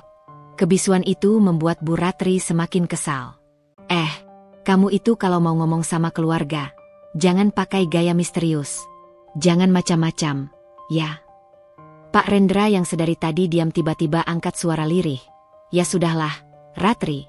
Kalau mereka mau bicara ya dengarkan saja. Jangan langsung marah. Bu Ratri mendengus keras. Kamu itu selalu bela mereka. Padahal yang tinggal di rumah ini siapa? Yang makan masakan aku siapa? Yang... Alia tidak sanggup lagi mendengarnya. Ia bangkit berdiri dan masuk ke kamar, menutup pintu pelan. Jantungnya berdebar. Rasanya seperti menunggu badai datang. Raffi mengikuti dari belakang, duduk di sampingnya. Li, kamu oke? Alia menggeleng pelan. Aku lelah, Raff. Tapi aku harus lakukan ini. Ia memeluk lututnya, menundukkan kepala. Aku sudah terlalu lama diam. Sekarang waktunya mereka tahu semuanya. Raffi hanya bisa menatap istrinya. Wanita yang dulu ia kira lembut dan selalu menunduk, kini berdiri paling kuat di antara mereka. Ada rasa kagum sekaligus penyesalan dalam sorot matanya. Malam tiba. Satu persatu keluarga besar datang. Paman, bibi, sepupu, bahkan beberapa tetangga dekat ikut berdatangan karena Bu Ratri bilang, ada pengumuman keluarga. Mereka pikir akan ada kabar bahagia, atau kabar buruk, atau gosip baru. Semua kumpul di ruang tamu rumah mertua. Suasana penuh bisik-bisik. Ada yang tertawa kecil, ada yang saling menyenggol, ada yang menatap Alia seolah mengantisipasi drama baru. Dian dan Bayu datang paling akhir, seperti biasa dengan gaya sok penting. Mereka masuk sambil membawa makanan kecil, lalu langsung memeluk Bu Ratri. Mama A, kenapa tiba-tiba kumpulin keluarga? Ada apa? Tanya Dian manja. Senyum sinis Bu Ratri muncul. Tanya sama kakakmu dan istrinya. Mereka yang katanya mau bicara hal penting. Mama nggak tahu apa-apa. Tatapan-tatapan mencurigai Alia langsung muncul. Alia berdiri di tengah ruangan. Tangannya sedikit gemetar, tapi suaranya mantap. Terima kasih semuanya sudah datang. Semua menunggu. Alia melirik Raffi. Raffi mengangguk tipis. Alia menarik napas panjang.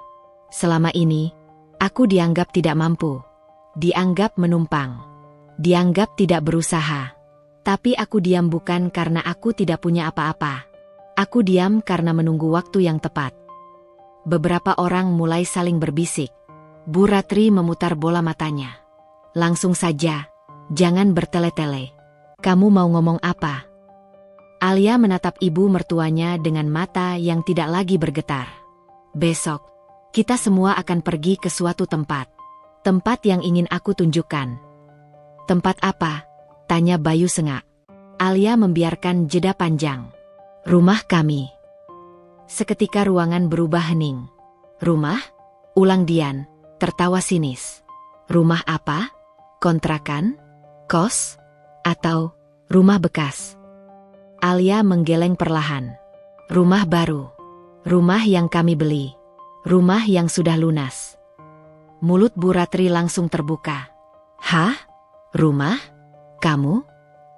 Kamu mau bohong apa lagi? Kalian bahkan nabung aja pelit. Mana mungkin? Alia menatap langsung ke mata Bu Ratri. Tajam namun tetap datar. Tatapan itu membuat Bu Ratri terdiam sepersekian detik. Mungkin pertama kalinya ia merasa kalah. Besok Mama lihat sendiri, ucap Alia. Keluarga lain mulai bergumam, antara tidak percaya, penasaran, atau menganggap Alia dramatis. Raffi akhirnya maju ke depan, berdiri di sisi istrinya. Semua yang Alia bilang benar. Kami sudah beli rumah. Dan besok kami undang semuanya untuk datang ke sana. Suara Dian meninggi. Hah? Masa sih? Kok enggak pernah cerita? Kok tiba-tiba? Alia menundukkan kepala sebentar. Lalu ia angkat wajahnya. Suaranya lebih tegas. Ada alasan kenapa selama ini kami diam. Alia melihat Bu Ratri. Sorot matanya menusuk. Dan tentang alasan itu, aku akan jelaskan semuanya besok. Bu Ratri bangkit berdiri dengan marah. Kamu jangan coba-coba mempermalukan keluarga ini, ya? Kalau kamu bikin masalah, aku. Alia memotongnya pelan, namun tegas. Aku hanya akan berkata jujur. Kata, jujur, itu membuat Bu Ratri membeku. Ada sesuatu yang berubah di raut wajahnya, ketakutan. Karena ia tahu kebohongan masa lalunya ada di ujung tanduk. Alia berbalik dan berjalan menuju kamar. Terima kasih sudah datang malam ini. Besok, jam 3 sore, kita berkumpul di depan rumah baru. Aku akan kirim lokasinya. Semua orang terpaku. Raffi menyusul istrinya. Bu Ratri hanya bisa berdiri tanpa kata. Wajahnya memucat. Diam bukan berarti lemah. Seseorang yang memilih untuk tidak membalas bukan berarti ia kalah. Kadang ia hanya menunggu waktu yang tepat untuk menunjukkan kebenaran. Tamat.